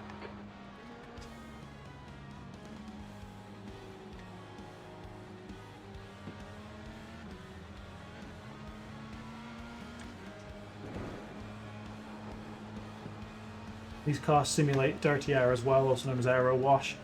So if I'm close behind a car, I am going to get less grip because the air has been modified going over their wings. Oh! We've already got a crash. Yellow flag. There's an incident. Got to slow down for that. Yes, it looks like Woohoo! there's an incident in the dipper. Looks like it's James. That was the leader. That was Pulsar. And they've crashed out already.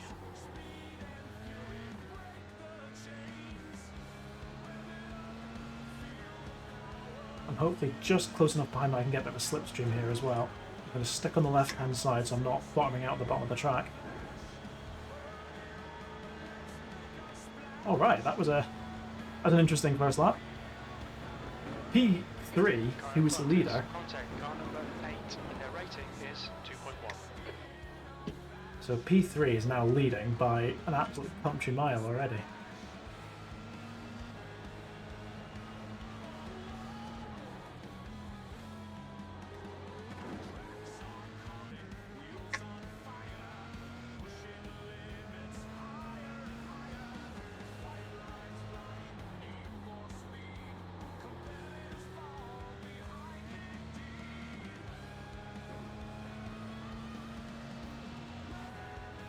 actually quite nice to be a little bit behind the cars in front, so if there are any incidents, I should be able to avoid them. In theory. I'm locked up, a bit of smoke. The gap in front is now 1.0 seconds.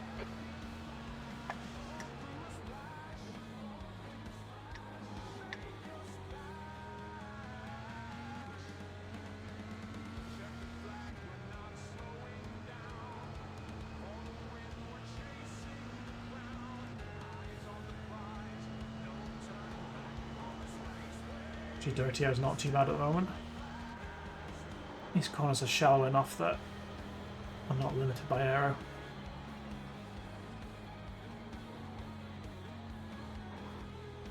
Everyone's locking up a lot right now.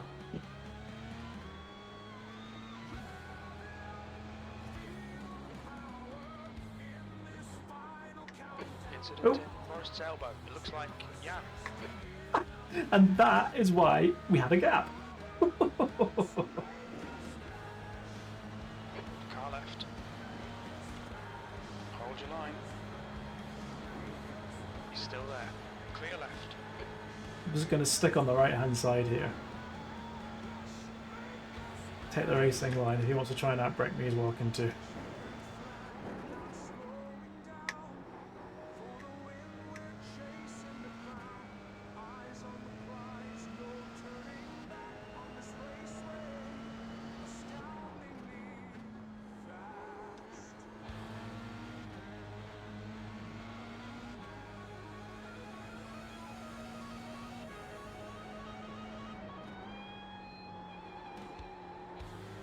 Could go down to second there. Keep it up.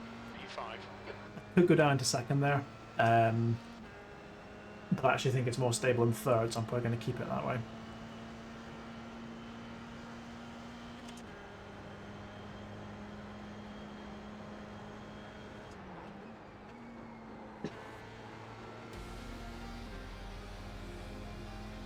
He's not going to be able to get past me up the mountain here. There's no overtaking spots. I mean, me crashing is an overtaking spot. He's definitely quicker than me.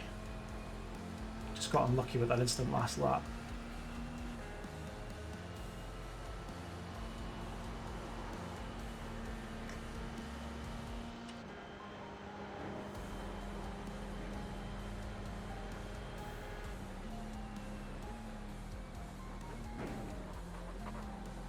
Actually being very sensible and backed off there.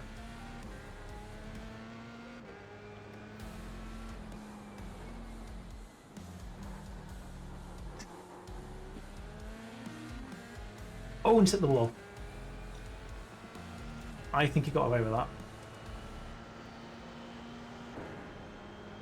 So many cars out already. 1, 2, 3, I think there's about 5 or 6 cars out already.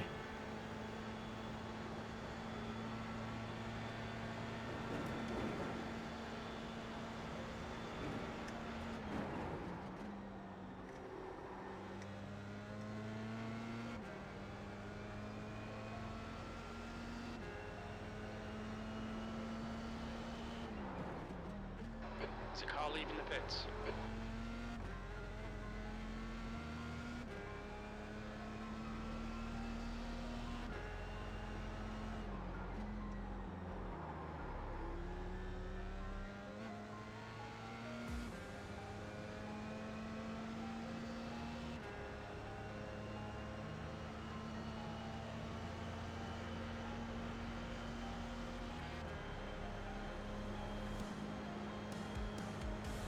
There's an incident in Griffin's Bend. Looks like it's caving. Yellow flag.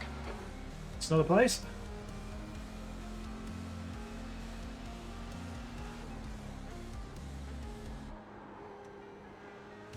It's definitely areas where I'm much slower than the car behind, and areas I'm much quicker in.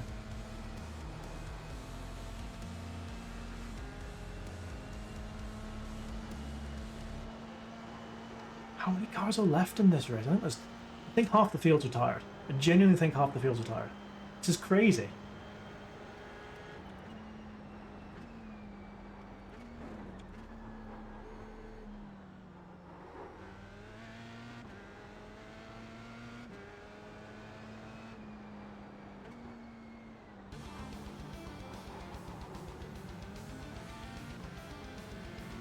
Car 2 behind me is incredibly quick. Third fastest car on track.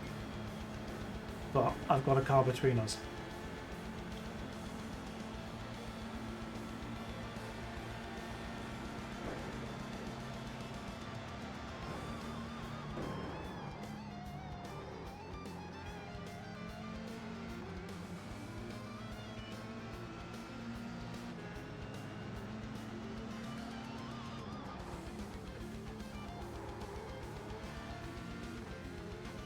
He does it in under 2 minutes.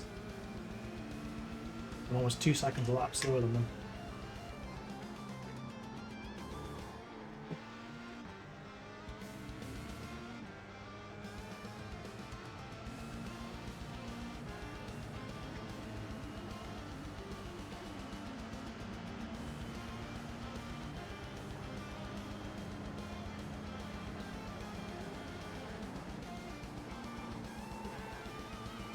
Anyone's wide. Oh, did he hit the wall there? I'm not sure.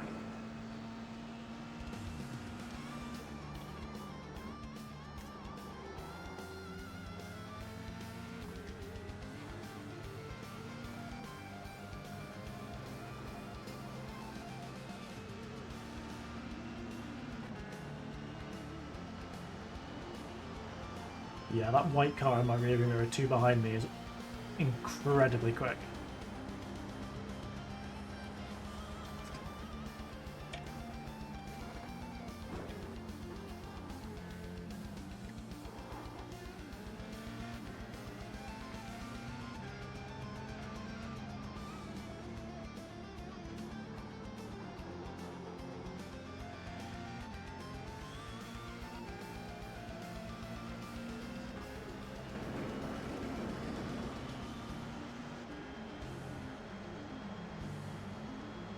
Watch the rearview mirror. I think there's going to be an overtake opportunity here for the white car. He's already passed. Already passed. Easy as could be. So much quicker on the brakes. He's going to come screaming past me. There's no point even trying to defend. He's over a second a lap quicker than me.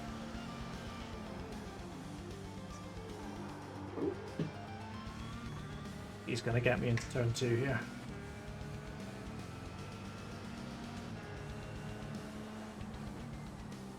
Get a good exit. Didn't get a good exit.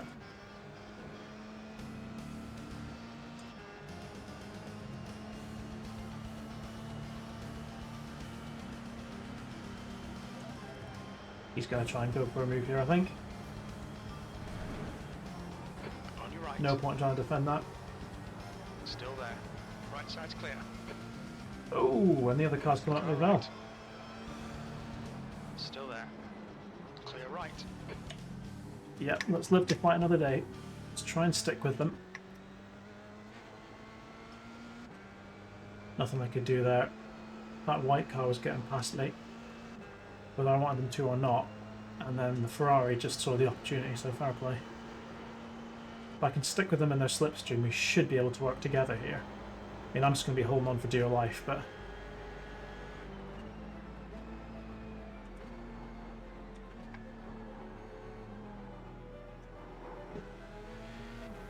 Wait for me, guys. I'm still here.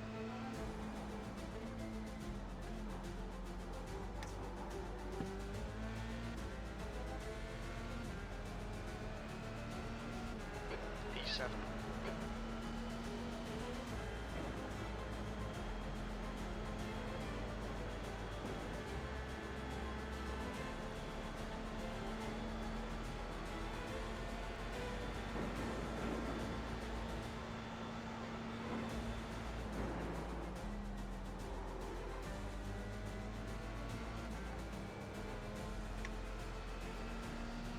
Yeah, that's my plan now. Just try and stick with these two in front.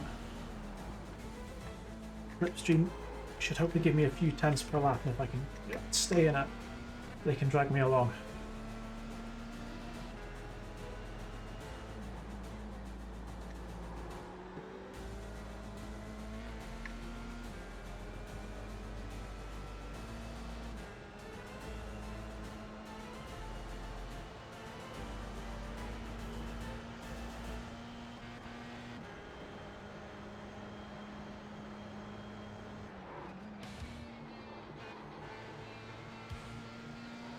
lap 2. Contact in front is now 1.1 seconds. Need to be about a second for slipstream. I'm quicker in this section than them though. If I can just pull up behind them a little bit more, should be able to hold on going down the back straight.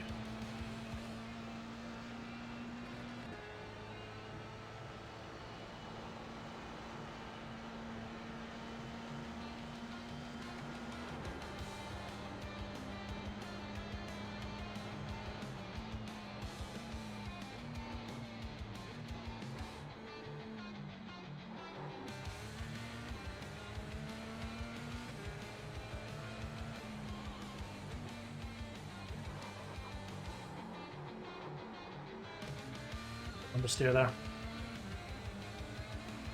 Front didn't want to turn in.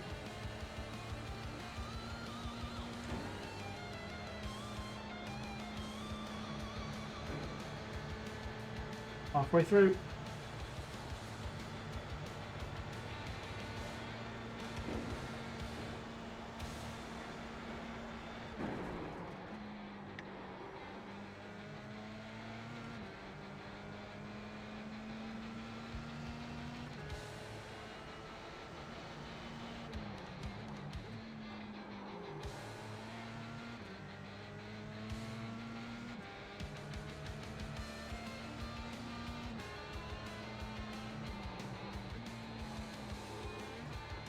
Slipstream is so powerful in these cars.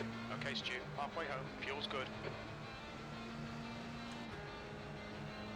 The gap to contact ahead is now 1.3.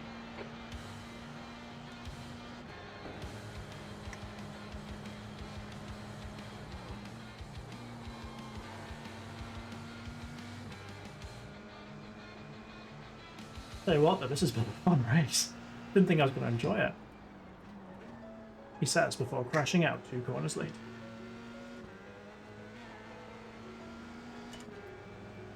This is like genuinely, if I wasn't doing the charity stream, I would not have done this race.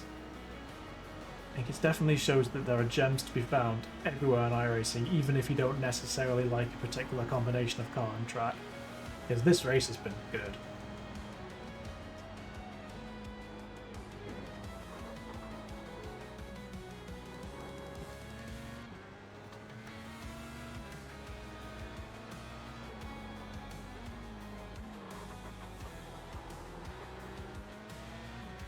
Problem with that corner there is because it's so on camber, the front left is actually reaching off the ground, so you're not getting half as much grip as you really think you should be, which is what's causing the understeer.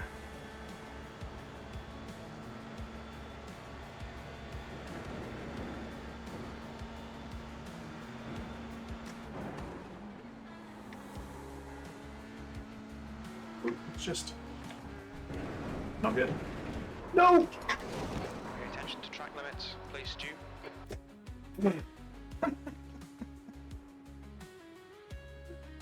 That was not the place I expected to crash. We'll need to come in for Oh a my show us God. the meatball flag. It just ran wide and just beached myself on the car. Well, that's it. And that is how quickly races can end. That was not the place I expected to crash.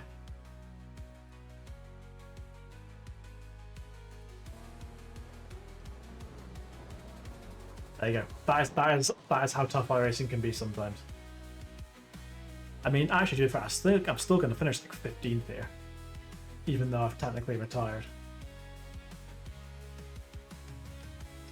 Actually, I've got a fast repair, haven't I? I'm still in this race. Oh, I don't have a fast repair. Sometimes you get fast repairs in races and they just repairs all the damage at once. Let's see what the repairs are like. I'm not gonna finish this off. Oh man, that's hilarious. Too much damage we're done. Yeah, okay, fair enough. Oh, incredible. Incredible, right, never mind. Well, that's what you asked for. You asked for me to crash, and that's what happened. Right, what do we want to do next? We've done the Formula 4 race. That was a really rainy one we did earlier on.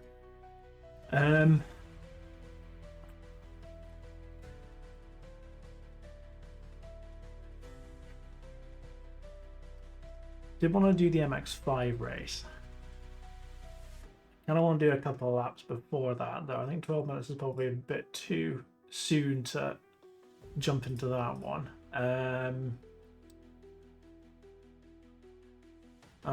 Okay, we could do... Yeah. Let's do something totally different.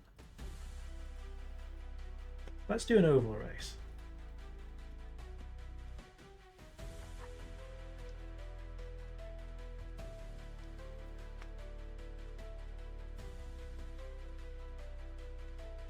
I can't believe I crashed there. That was so funny. That's like the one place on the track that you wouldn't crash, and I happened to crash there. That's brilliant.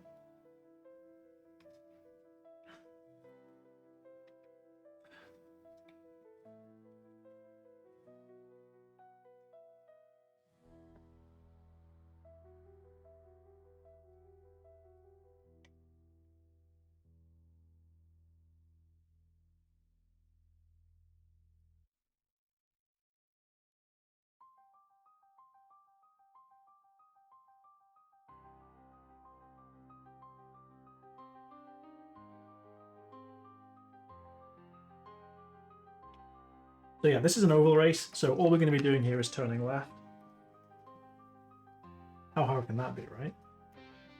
Well, I can assure you it is much trickier than you might think. I mean, it's easy enough to get round, but getting around quickly, that's a whole nother thing.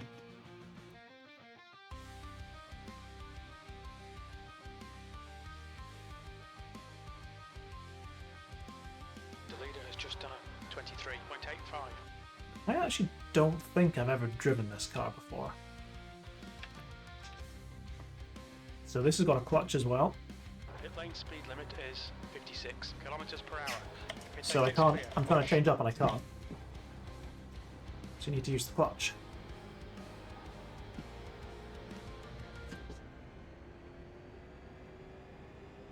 Black flag. We'll need to come into the What? pits to serve it. How did I not exit the pit safely? Oh, there's the blend line in ovals, isn't there? Of course. I forgot about the blend line. So you can't just come straight out onto the track. You have to do it on the back straight.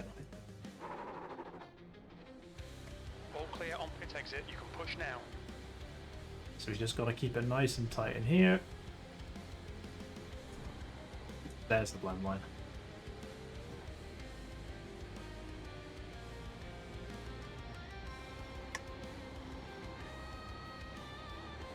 So ovals is all about tires and managing your tires. I'm not particularly good at ovals, so this is going to be a very interesting race. But because all you're doing is turning left, your right front takes an absolute hammering. So it's all about trying to keep that in as good a condition as possible.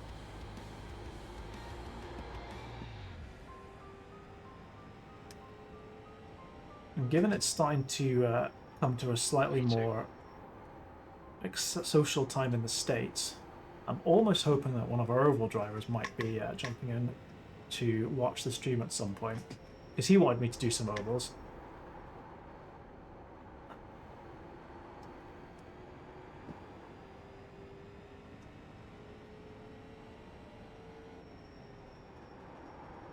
Your quickest overall.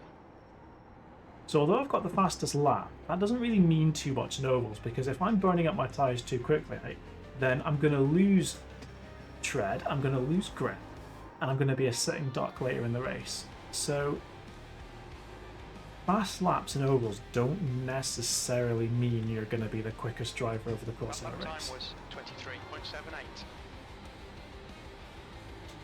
It's a very... on the surface, oval racing seems pretty straightforward,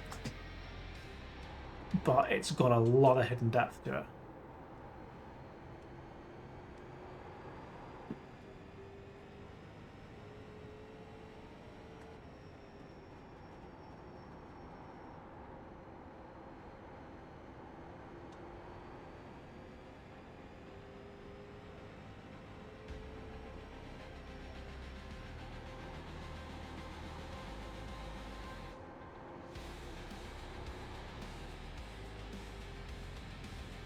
This is the beauty of iRacing. I can go from a really wet Formula 4 race at Spa-Francorchamps to crashing in Australia in a Formula 3 car, and now I'm in a banged up street stock car somewhere in one of the southern US states.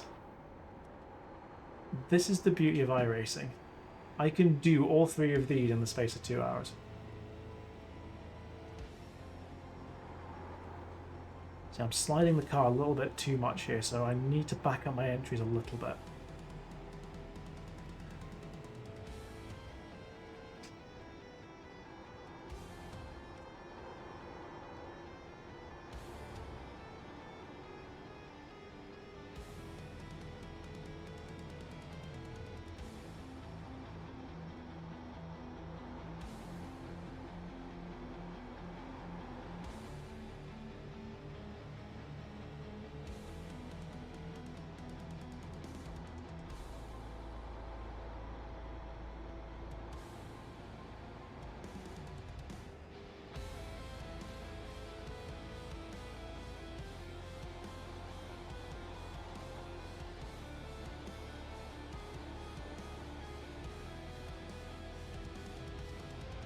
The guy behind has just done a 23.81.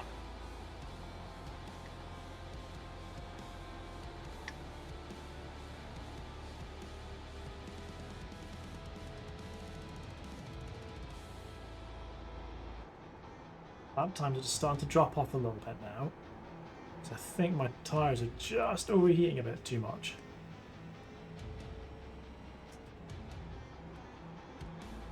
Ovals, as I said, is all about managing your tyres. It sounds kind of boring, but it's actually a very interesting thing if you want to go deep into it.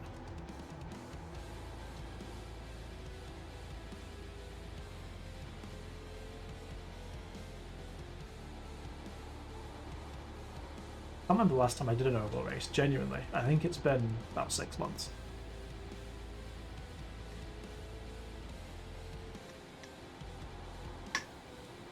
Gonna watch this car here, it's going to merge. Inside. Clear inside.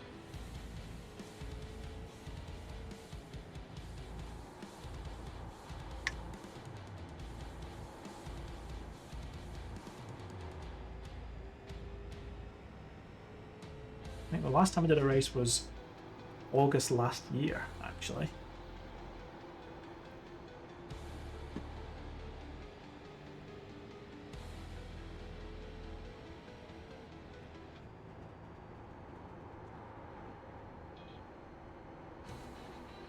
That was an open wheel race. I actually won it. That was a 23.93. The guy behind has just done a 23.76.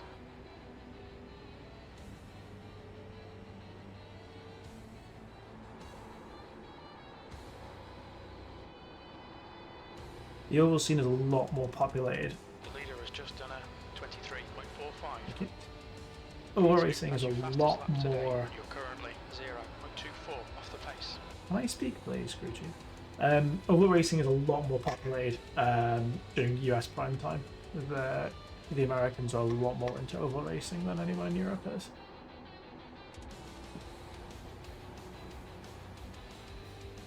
That's a new fastest lap for Eugenie, 23.22.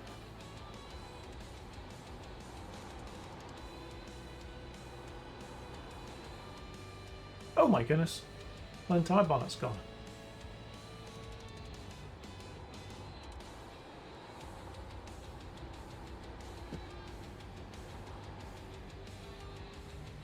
Fastest lap for Eugenie, 23.07.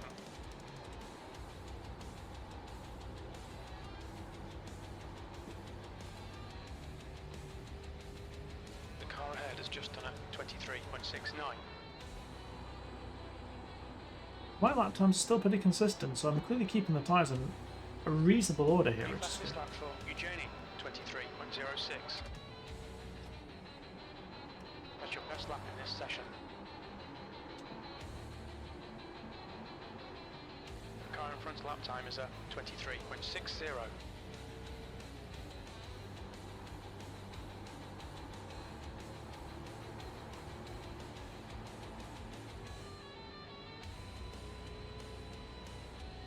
Well, that P3. overalls made my shoulder really sore as well, because all you're doing is holding the wheel in one one angle. Oh.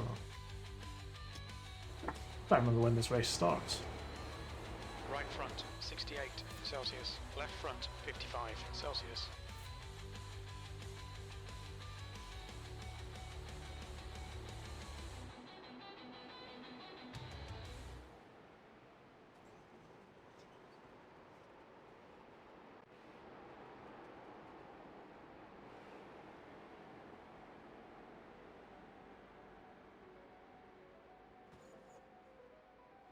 I need to remind myself when this race starts. I think it's midday, so just a couple of minutes. Where's the use interface? Yes, we have just over a minute.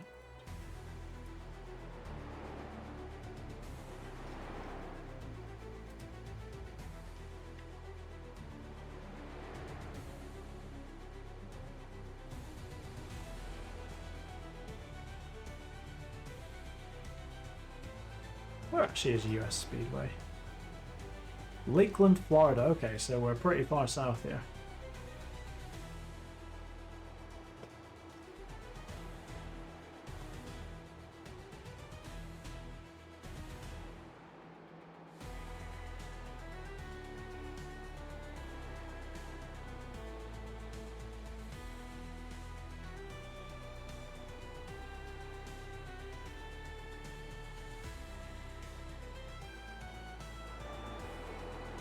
See what everyone else thought. You know what? I don't actually have a livery for that car.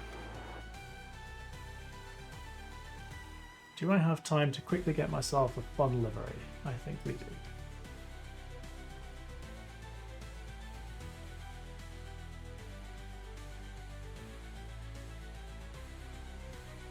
So I'm just going on to the one of the livery sites, Trading Paints. I'm gonna find myself a nice, fun livery to use for this race. And what shall we use? A Budweiser livery? I don't think so. If oh yes, yes. Let's use the Bob Ross one, shall we? That looks like a good one to use. I think I think I've put the right one in this.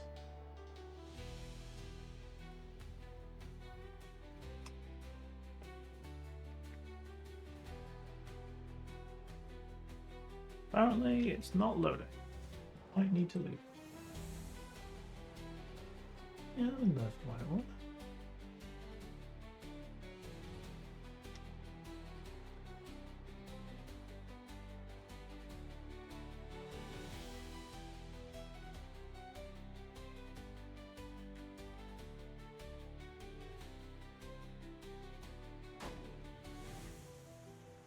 Come on, Bob Ross. Well, hopefully it'll be there when we load it in. Be back when it's loaded in.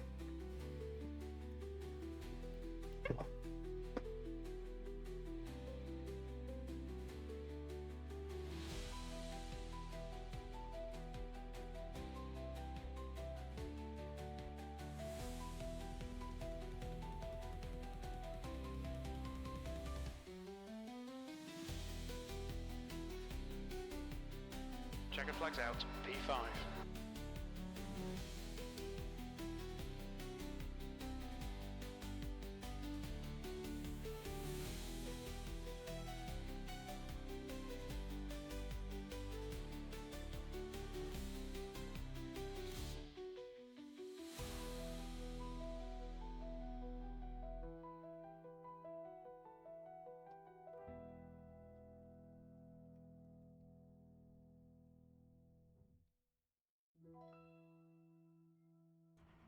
Ooh, is that Bob Ross now?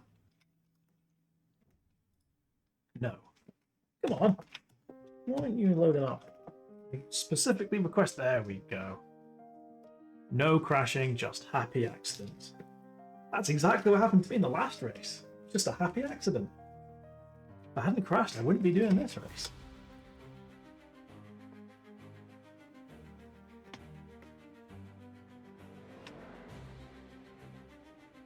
Let's have a look around the side of Bob, shall we? Oh yeah.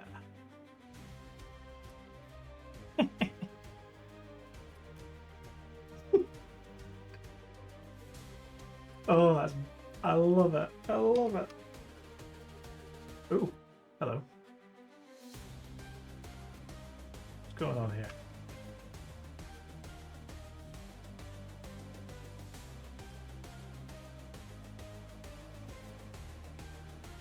Well, we're just going to see Bob Ross again.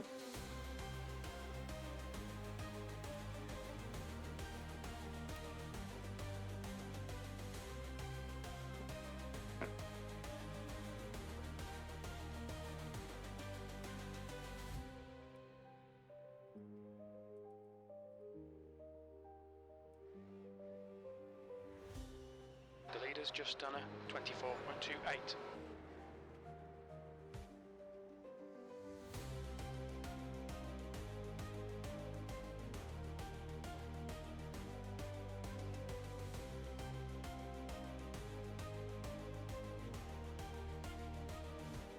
Okay, so we've got 5 minutes to do 2 laps. Given the laps of 24 seconds, I think we're probably going to be okay though.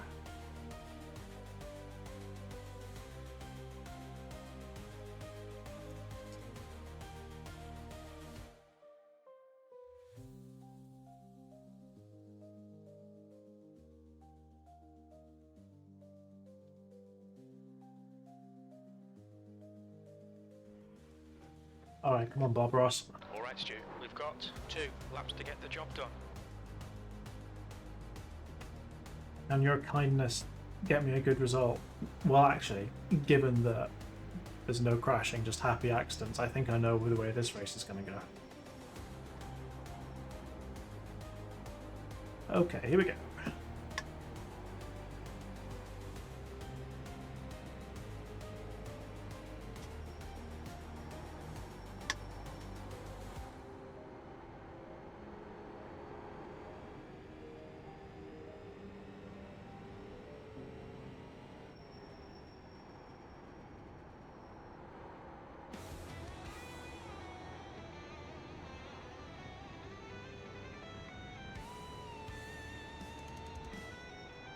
P2.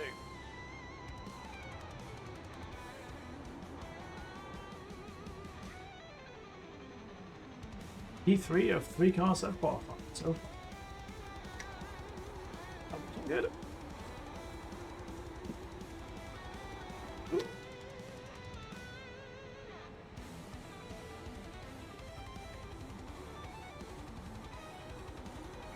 Anything for that's... I don't really know if that's good or not. Eight tenths off of 6 tenths off a pole. I'm gonna do a couple more laps just for a bit of extra practice here. We've still got some time.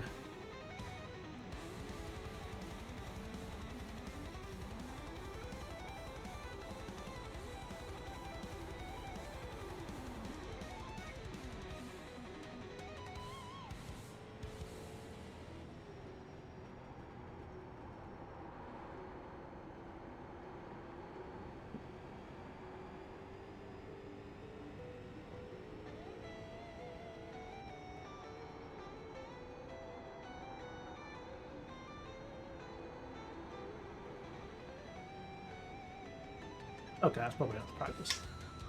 So yeah, we're second slowest, which yeah, that's about right for me in ovals. I'm just hoping that might be a bit quicker in the race.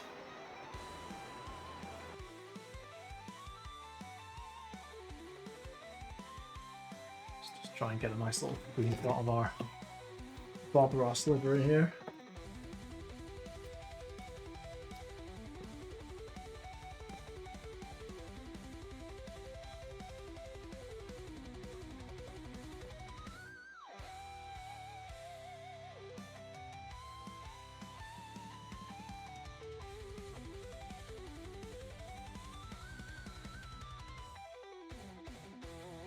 I think everyone's qualified. Can we get on with it?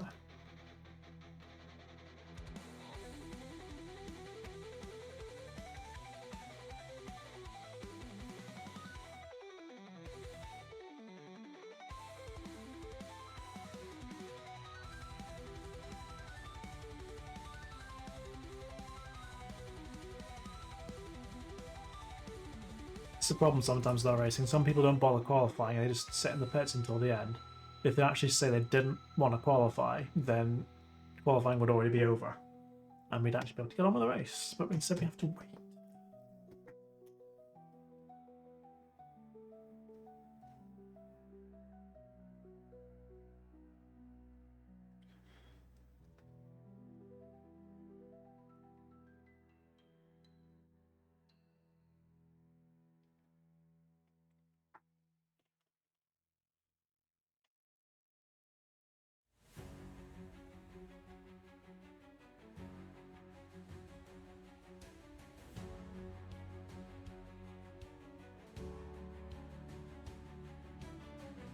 I mean, there's literally nobody on track. Why? See, mate, if you just reset to the pits, we'd be able to go. But instead, you're sitting there, and it's probably because you want to annoy him.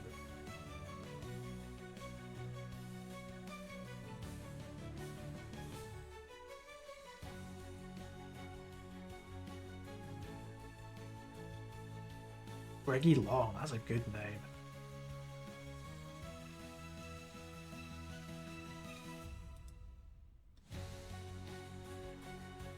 Alright. So how am I starting? That's the end of the session. P9. 9. Thank you. Thank you, Jim. So I think we have 2 pace laps here, 2 laps under the pace car. 40 lap race. Oh. I don't know that. Your tyres are cold, watch out. Okay, Stu, we should do okay here. We're aiming to finish in the top 7. If you say so. So I've got to stay on the inside line here on the left, the left pacing line. There's, I mean, I don't know masses about oval, but there's generally 2 lines you can take: the low line and the high line. Both have their pros and cons. I don't know enough about oval racing to make a judgment on which is better or not. I'm just gonna drive. What livery have you got? That's Kurt, say Kurt Russell. You can't see that from here because it's on my other screen, but.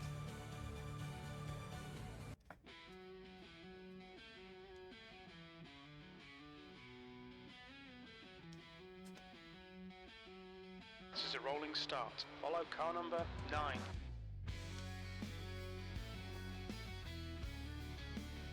Oh, someone's got a Ben and Jerry's livery. Safety car speed is 70 kilometers per hour. I love Ben and Jerry's livery. That sounds cool. I mean, don't get me wrong, Bob Ross is pretty cool as well. God, I needed to put the clutch in there to shift out. Once we get going, I should be able to stay in 4th the whole time, but.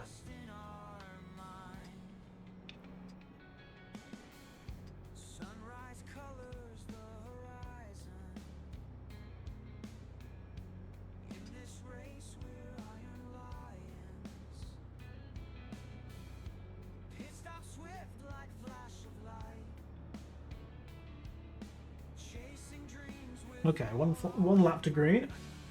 Pace car will peel off, and then the leader will become the de facto pace car. And then we basically go when they want to.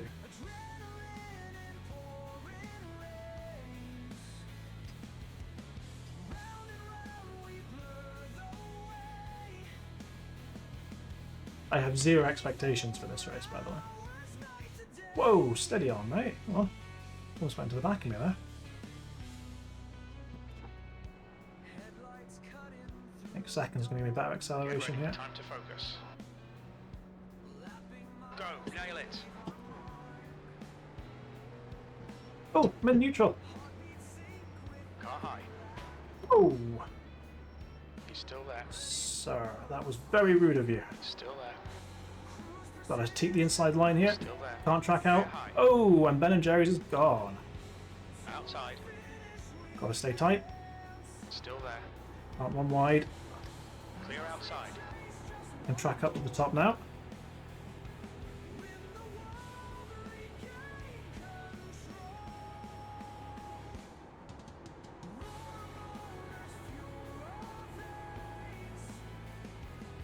I'm just going to try and preserve tires a little bit for the first 10 or so laps here. And just see if that brings me back into the fray later on. Everyone's sliding around a bit already. That number 9 in front of me is already doing that, I can see.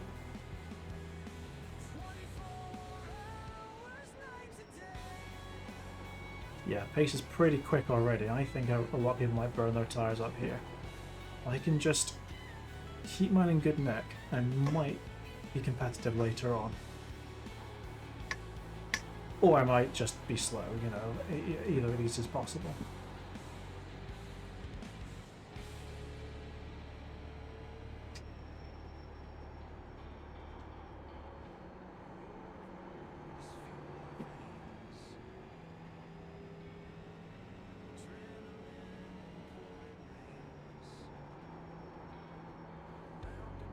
It's going to be so precise with the steering, with the brakes, with the throttle application. It's like minute things. E9.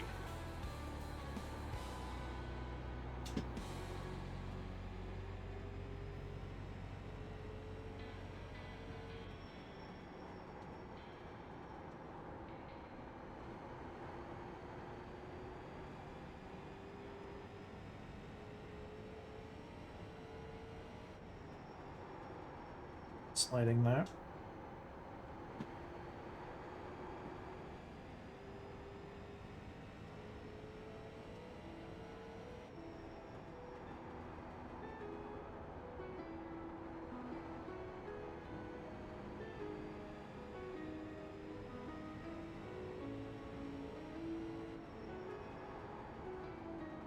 Just trying to drive the car on the right front. I'm just trying to be really conscious of how much pressure I'm putting through it.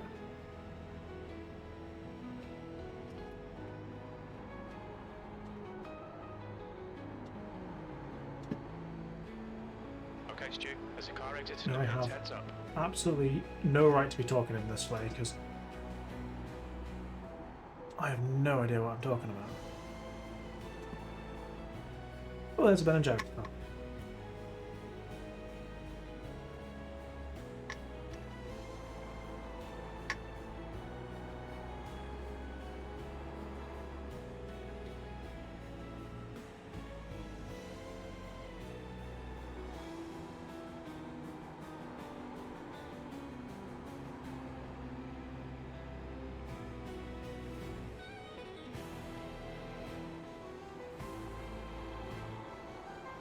Oh, there's an incident, and we're gonna get through. Yes, we are.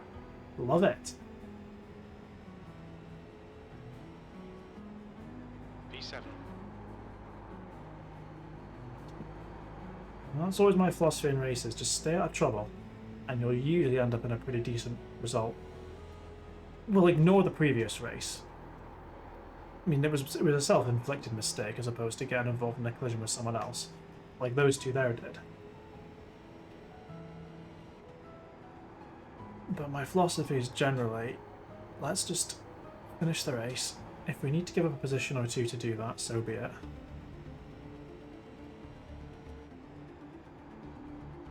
But finishing always takes priority for me. Starting to pull away from these two behind a little bit now. Oh well, Ashley's not particularly happy.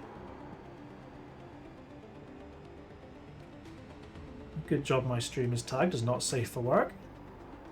The gap to P8 behind is now. I was talking 1.29. Earlier on about how iRacing Okay, Stu, the next car is long. does take its racing 10 seriously. license, and their Somebody rating is 1.5. somebody could protest him for the use of that language there, and he could get banned for that. That's the level that iRacing is at. I mean, I don't think anyone will, because protesting takes a while. But like, if I really wanted to be that person, I could screenshot that, send that to the iRacing admins, and he could get a suspension.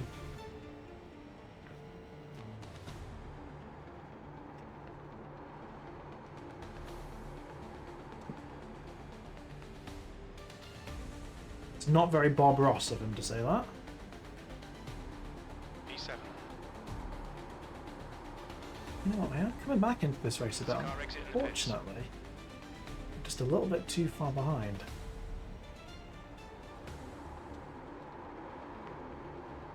Hopefully that car coming out of the pits is going to be able to block the two behind me a little bit, maybe. Oh no, it's going to land fast.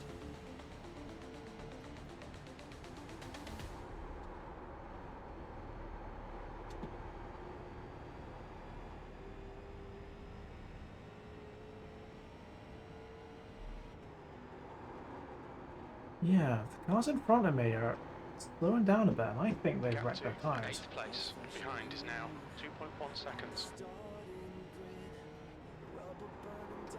Ooh, no sliding, please. Thank you. Gotta be really careful of that. That lap was at 23.46.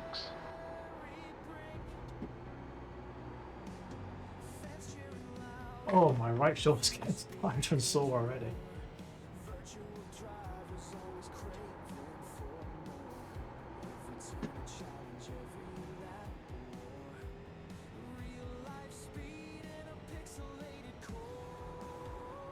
You've just done a 23.47.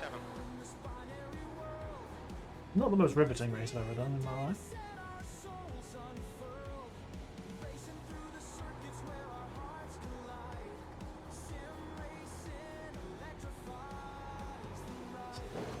Lift off the throttle then, so I don't hit the wall, which I just did. That lap was a 23.61. The gap to P8 behind is now 2.3.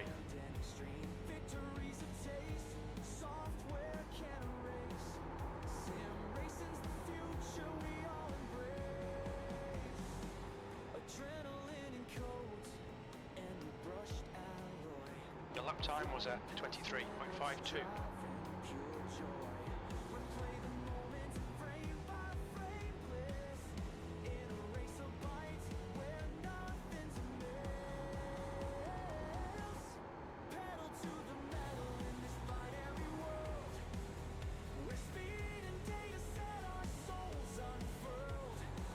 That's half distance. Fuel levels are fine.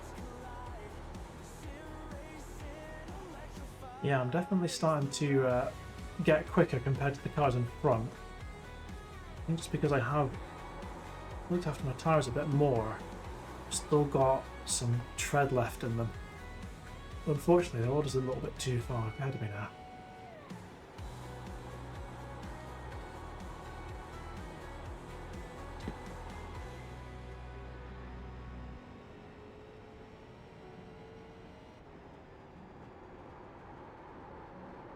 With 18 laps to go. I might not get lapped here actually, that's always a good goal for me in oval racing. 23.43. Okay, Stu, that's good consistency. Keep it up. Thank you. Crew Chief's not usually that nice to me, he usually says I'm terrible. We have a bit of a love-hate relationship. Michael behind is increasing. It's now 3.8 seconds. So what we've been looking at this morning really is the daily races in iRacing, and these change every single week. So the Formula 4 race we did, the Formula... Thank you. So the two races we've done this morning and this one, they'll be in place from midnight, GMT midnight on Tuesday to GMT midnight on a Monday, and then it changes to the next week. There are 13 weeks in a season normally. And the week 13 is usually a bit of a fun down week where new content, patches, everything like that are released, a bit of a test week. This season we have 14 weeks. It's what we call a leap week. Otherwise the weeks kind of keep getting back and back throughout the year. And with four seasons in a year, the aim is that season 1 starts in early to mid-December. If they didn't do a 14th week this year, it would be at the end of November. So in order just to make the 2025 season start at the right time, we're going to do an extra official week. Captain Michael behind is now 4.5. So races change every single week, but whatever I've run so far today, I could run for the rest of the week if I wanted to as well. And then the combination will change next week to something else. 4.9 seconds. That last lap was a 23.58. The gap to P10 behind is now 1.61. 3 laps behind. And then season 1 next year, which is going to run from the 18th of December, I want to say it is. That's one of the biggest seasons in the iRacing calendar. A couple of really big team events, the 24 Hours of Daytona, which is based on a real-life 24 Hours of Daytona IMSA event. That's at the end of January. I will be running that, not on my own. I'll be doing it in a team of probably 3 others. It is a 24-hour race. We will drive the car for 24 hours as a team. I have never won one of the big special events before, but I have got a couple of podiums. So hopefully, a bit leery there. I should actually concentrate on my driving.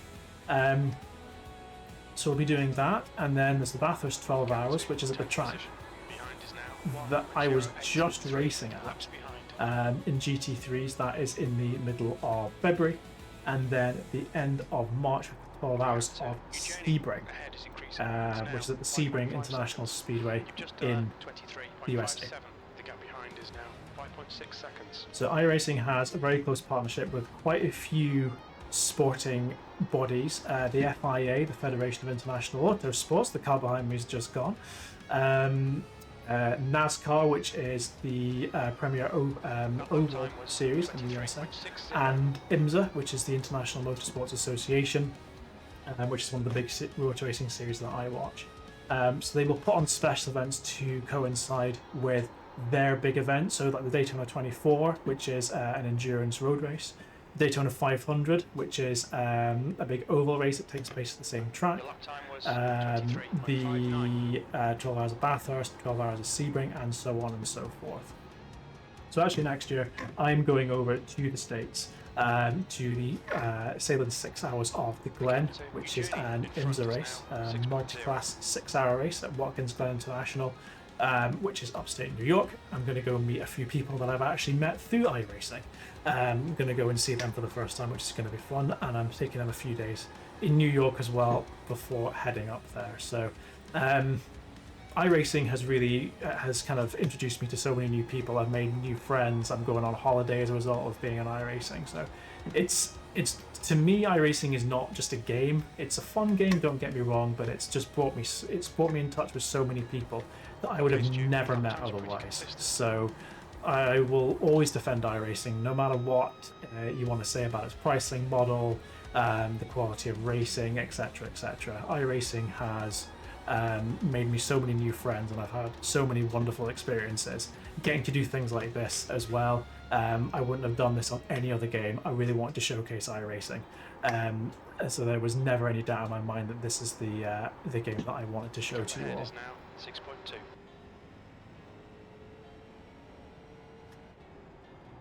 Anyway, we're pretty comfortable in 7th here. I don't think much else is going to happen in this race unless I bin it.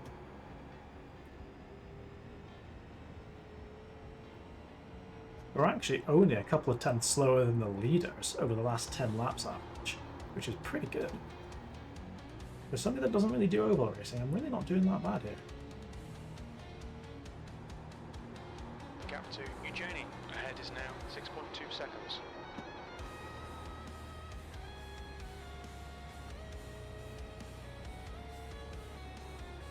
You've just done a 23.52. 3 laps to go. We'll be finished in just over a minute. Looks like it's going to be a fairly comfortable 7th place here.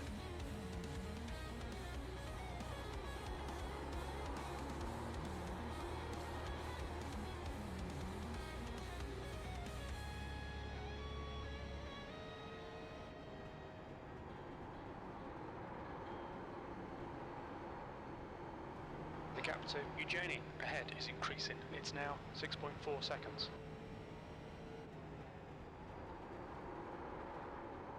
As I said, my goal in these sorts of races is usually to not get lapped, and I'm not going to get lapped in this race, which is really good. 2 laps left.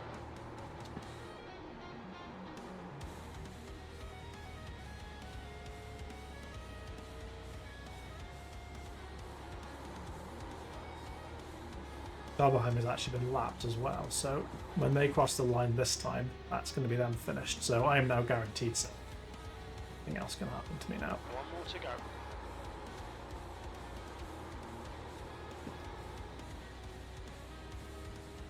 Oh, we get some. So that's nice. They're not for me. It's for the win.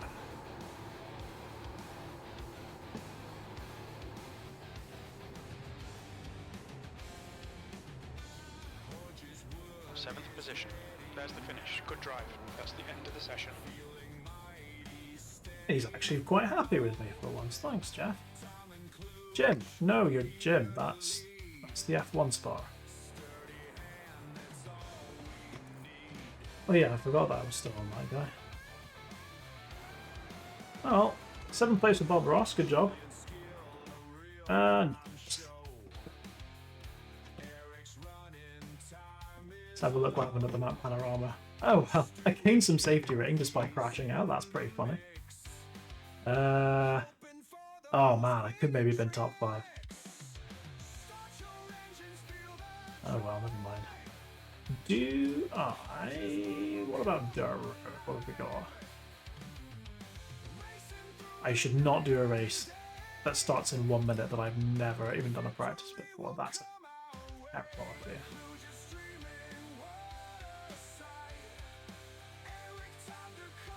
Okay, pickup truck. That's an unranked race. We can do that one. This is going to have no impact on anything.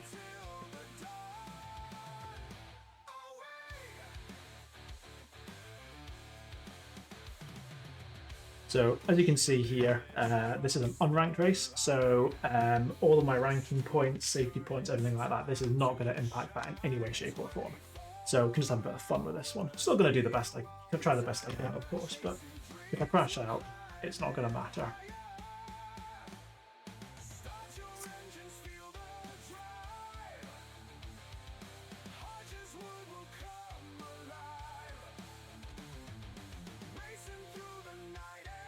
I think we'll do this one race and then I'll probably call that a day because I've been streaming for almost 3 hours now. Time flies when you're having fun.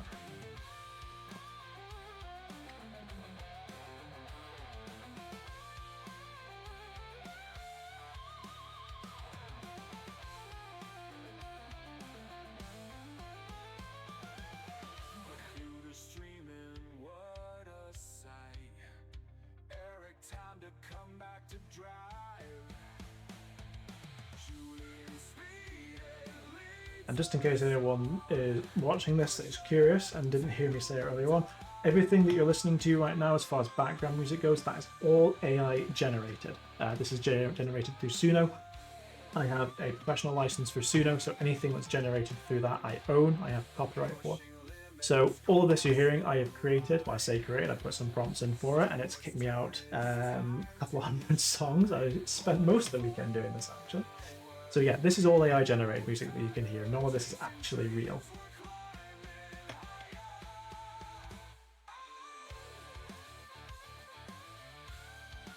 So we've got some rookies in here. You can see from the red license they've got. A couple of C-class safety rating, including myself, and a few D-class. All that the safety rating means is that it unlocks certain races for you to do. So if there was, let me give you an example here before we if I was to go into oval. So for example, if I wanted to do, I'm even trying to think of an example right here. I can't even find one. Okay, here we go. So if I want to do a fixed open wheel race IndyCar, that is a B-class license, so I can't do that because I don't have the safety rating for it. I would need to drive cleanly and have clean races, and then that basically kind of levels me up, so to speak. And then that 2 minutes left. 2 minutes. That would unlock those races for me to do. I should probably do some practice for this because I've not actually driven this car before.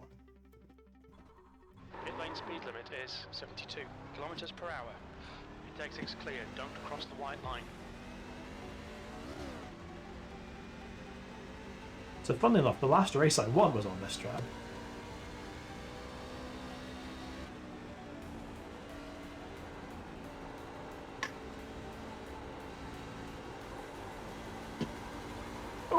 Okay, need to be nice and smooth on that throttle.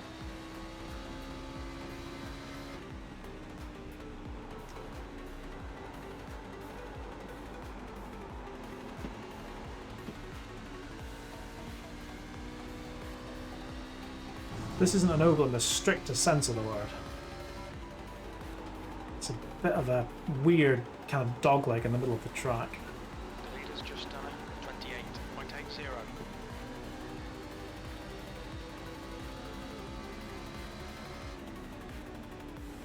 You quickest overall. Ooh. Get out of my.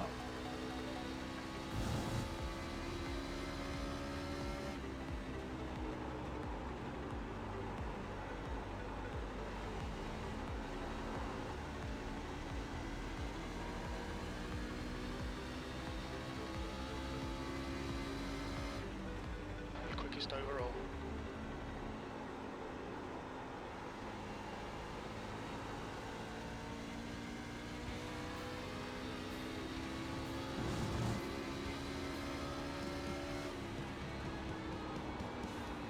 Checker flag, P1. Whee! Alright, it's only practice. That's the end of the session. P1. Your car is leaking fluid. Wonderful. At least it gets reset for qualifying.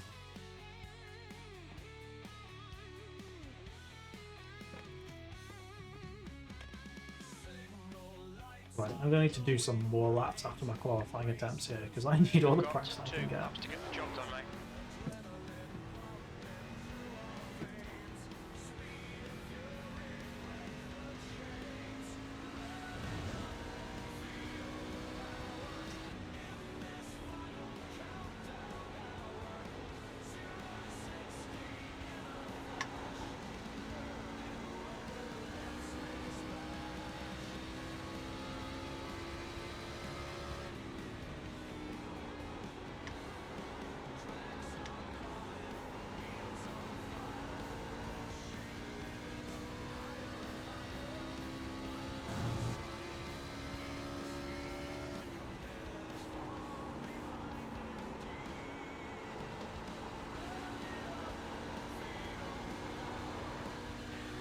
Need to hesitate on my throttle there, the rear was stepping out on me.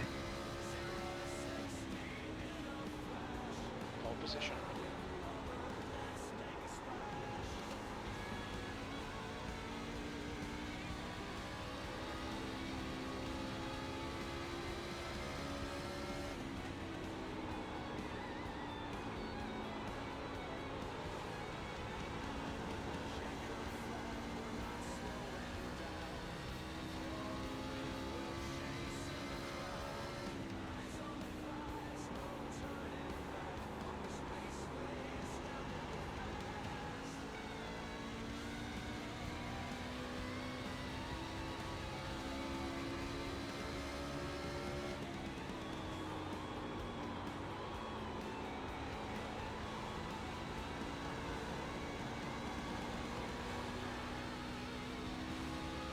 Actually going to be on pole for this one.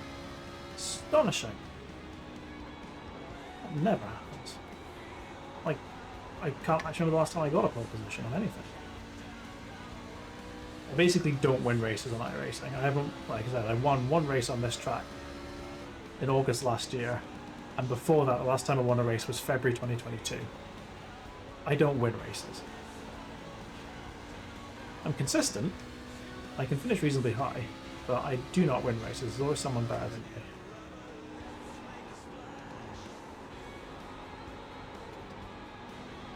That's probably enough. Checkered flag, we're not slowing down. For the win, we're chasing the crown. I think I'm going to have enough time to get a livery for this car loaded up. Astoundingly Where is it? Chevrolet.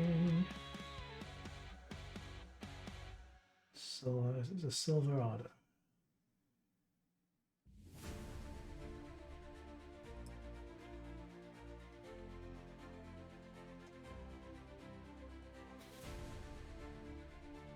Oh my god.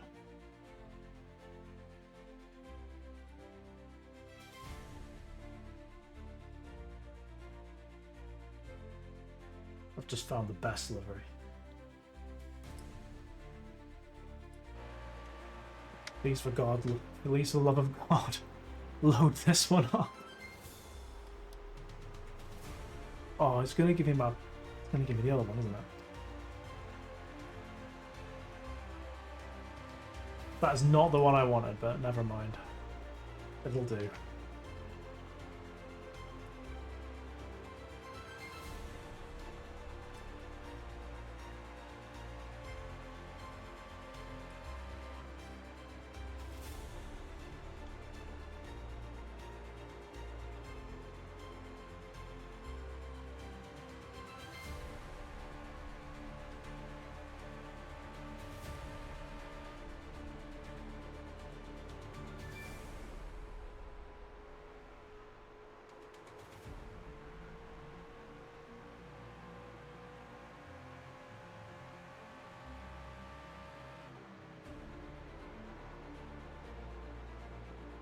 Oh, it's loaded. Hang on.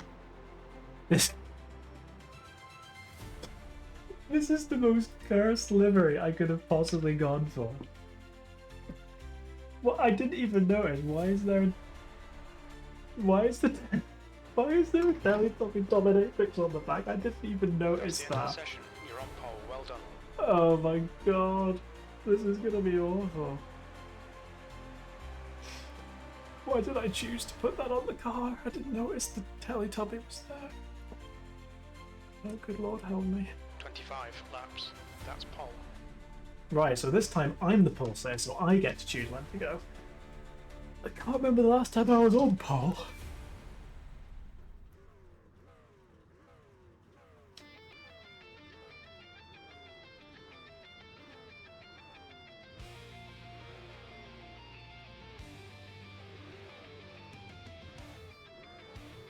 Yeah, so this is unranked, so this is going to be carnage. If I make it to the first corner, that's actually a miracle. A genuine miracle.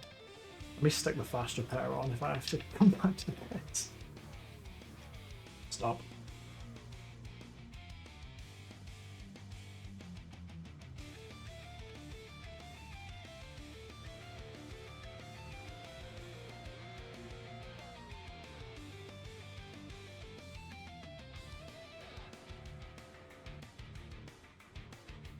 The track temperature is decreasing. It's now 22 Celsius.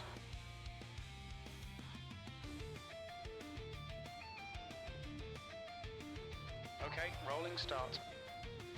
Stay in the pole.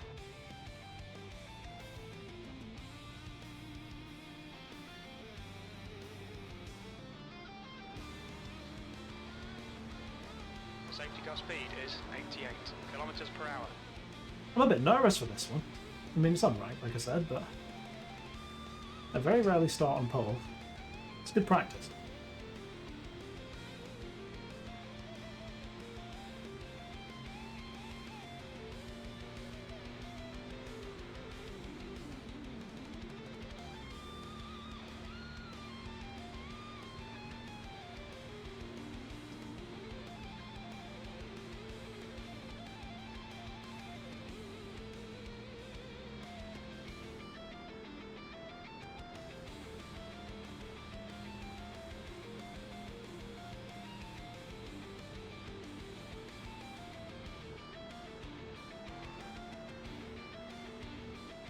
Alright, Stu, be ready.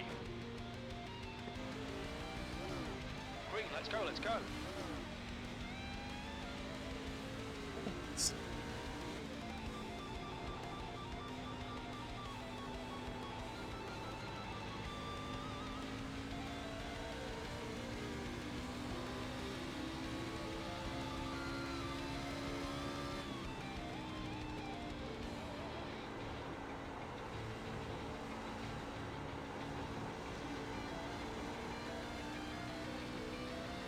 I have led a lap of an oval race.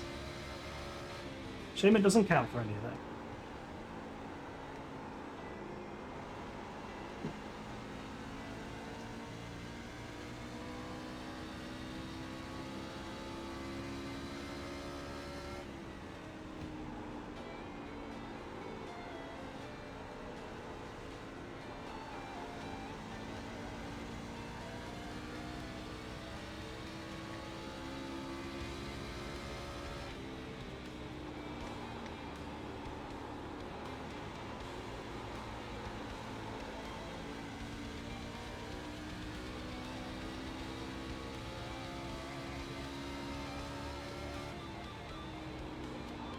Gotta watch the inside here.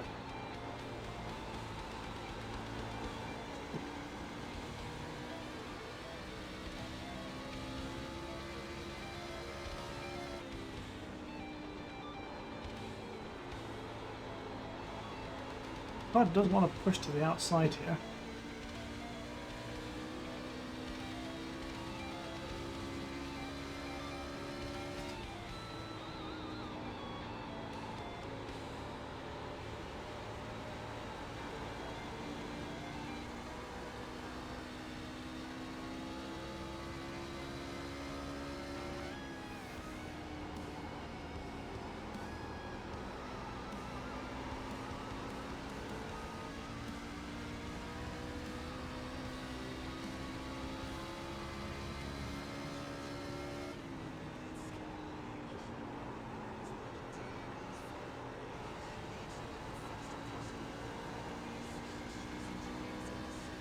I'm not keeping up even with slipstream, that's good.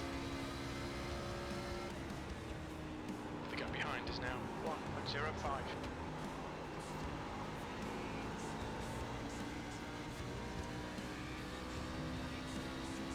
I'm not talking as much now because I might actually win this race.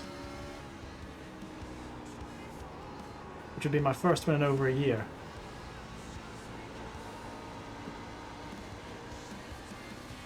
Anything's possible, anything can happen, but it's going alright so far.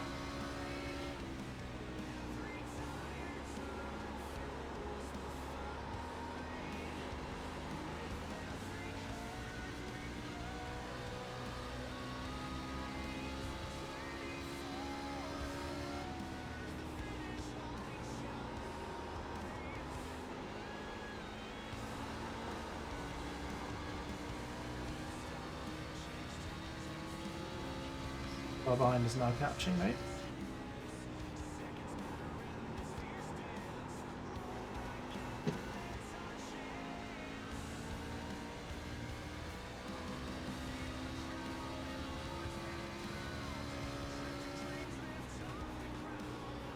The gap to V2 behind is now 1.00.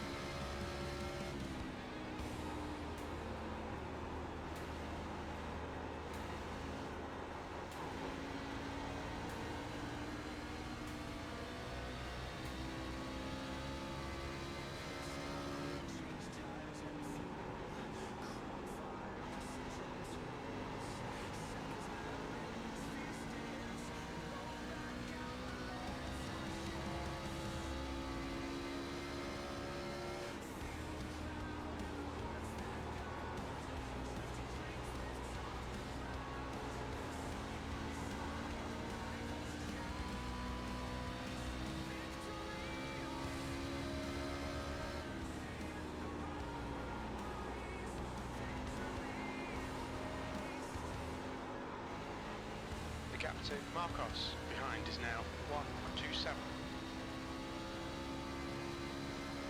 Tires are definitely starting to go a bit.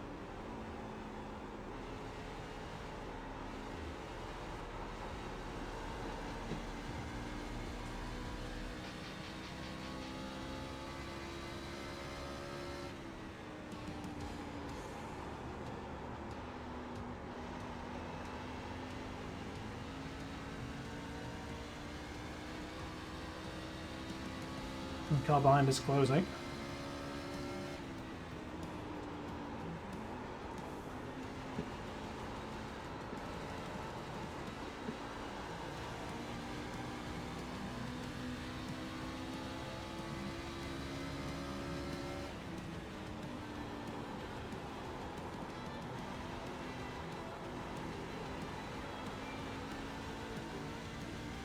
scrape the wall.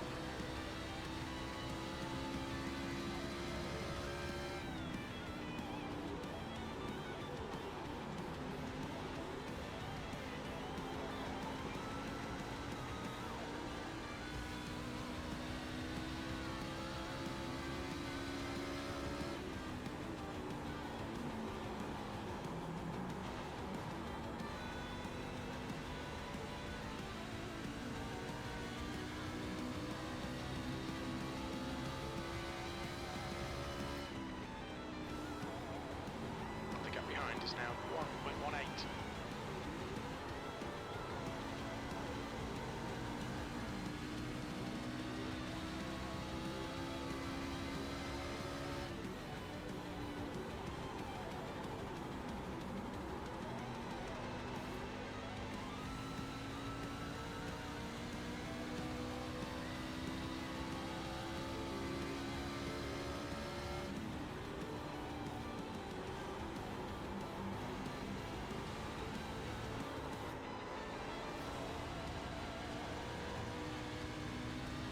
We'll definitely start to struggle with tire wear now.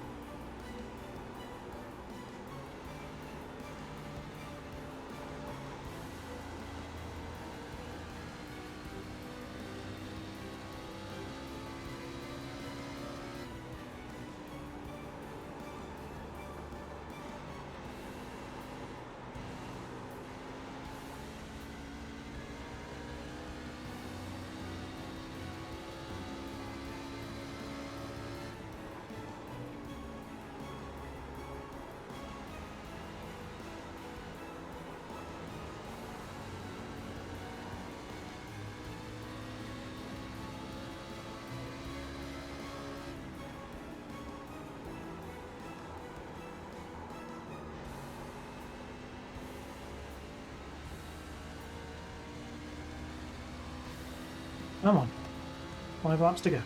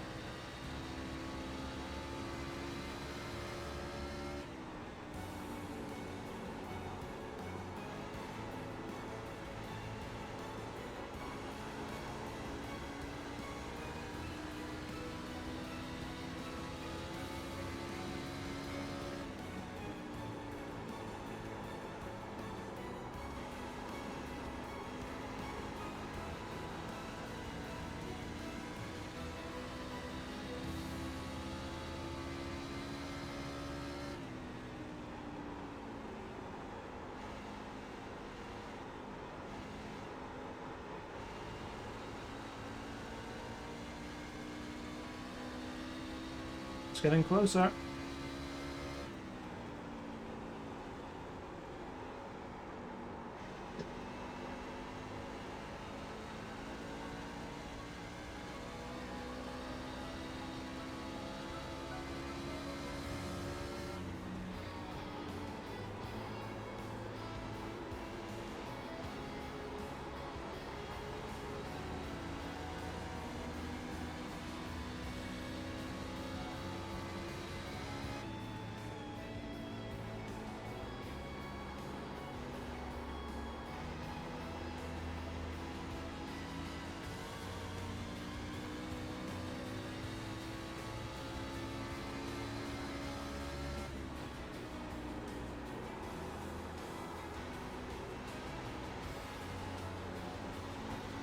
Come on. White flag. Bring it home. Or is it? No, it's 2 more. Oh. Come on, Stu. 2 to go. Stay focused. We can win this.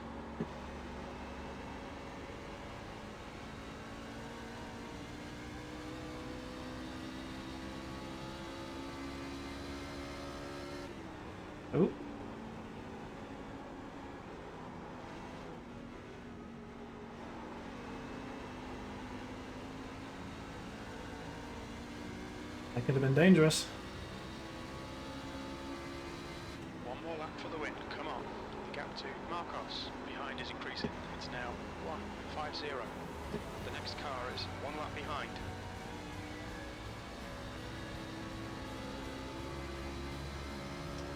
I have to stay behind him here. I'm not taking any risk.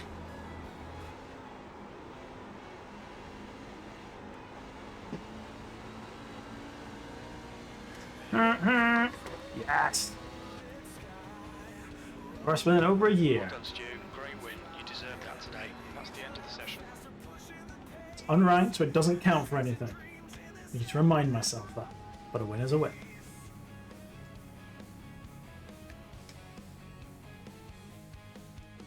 In the cursed Teletubbies livery as well.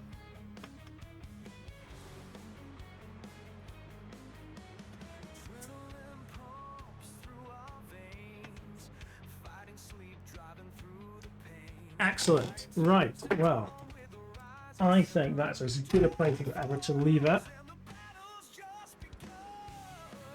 Streaming for 3.5 hours.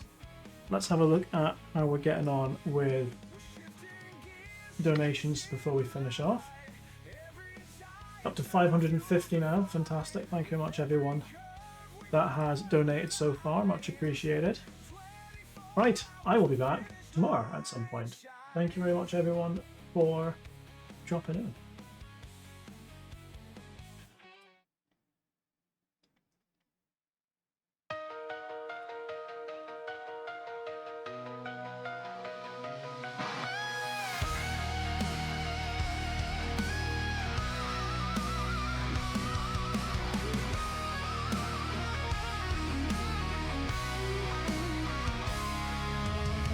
Engines roar under moonlit sky. Rubber burns while the demons fly.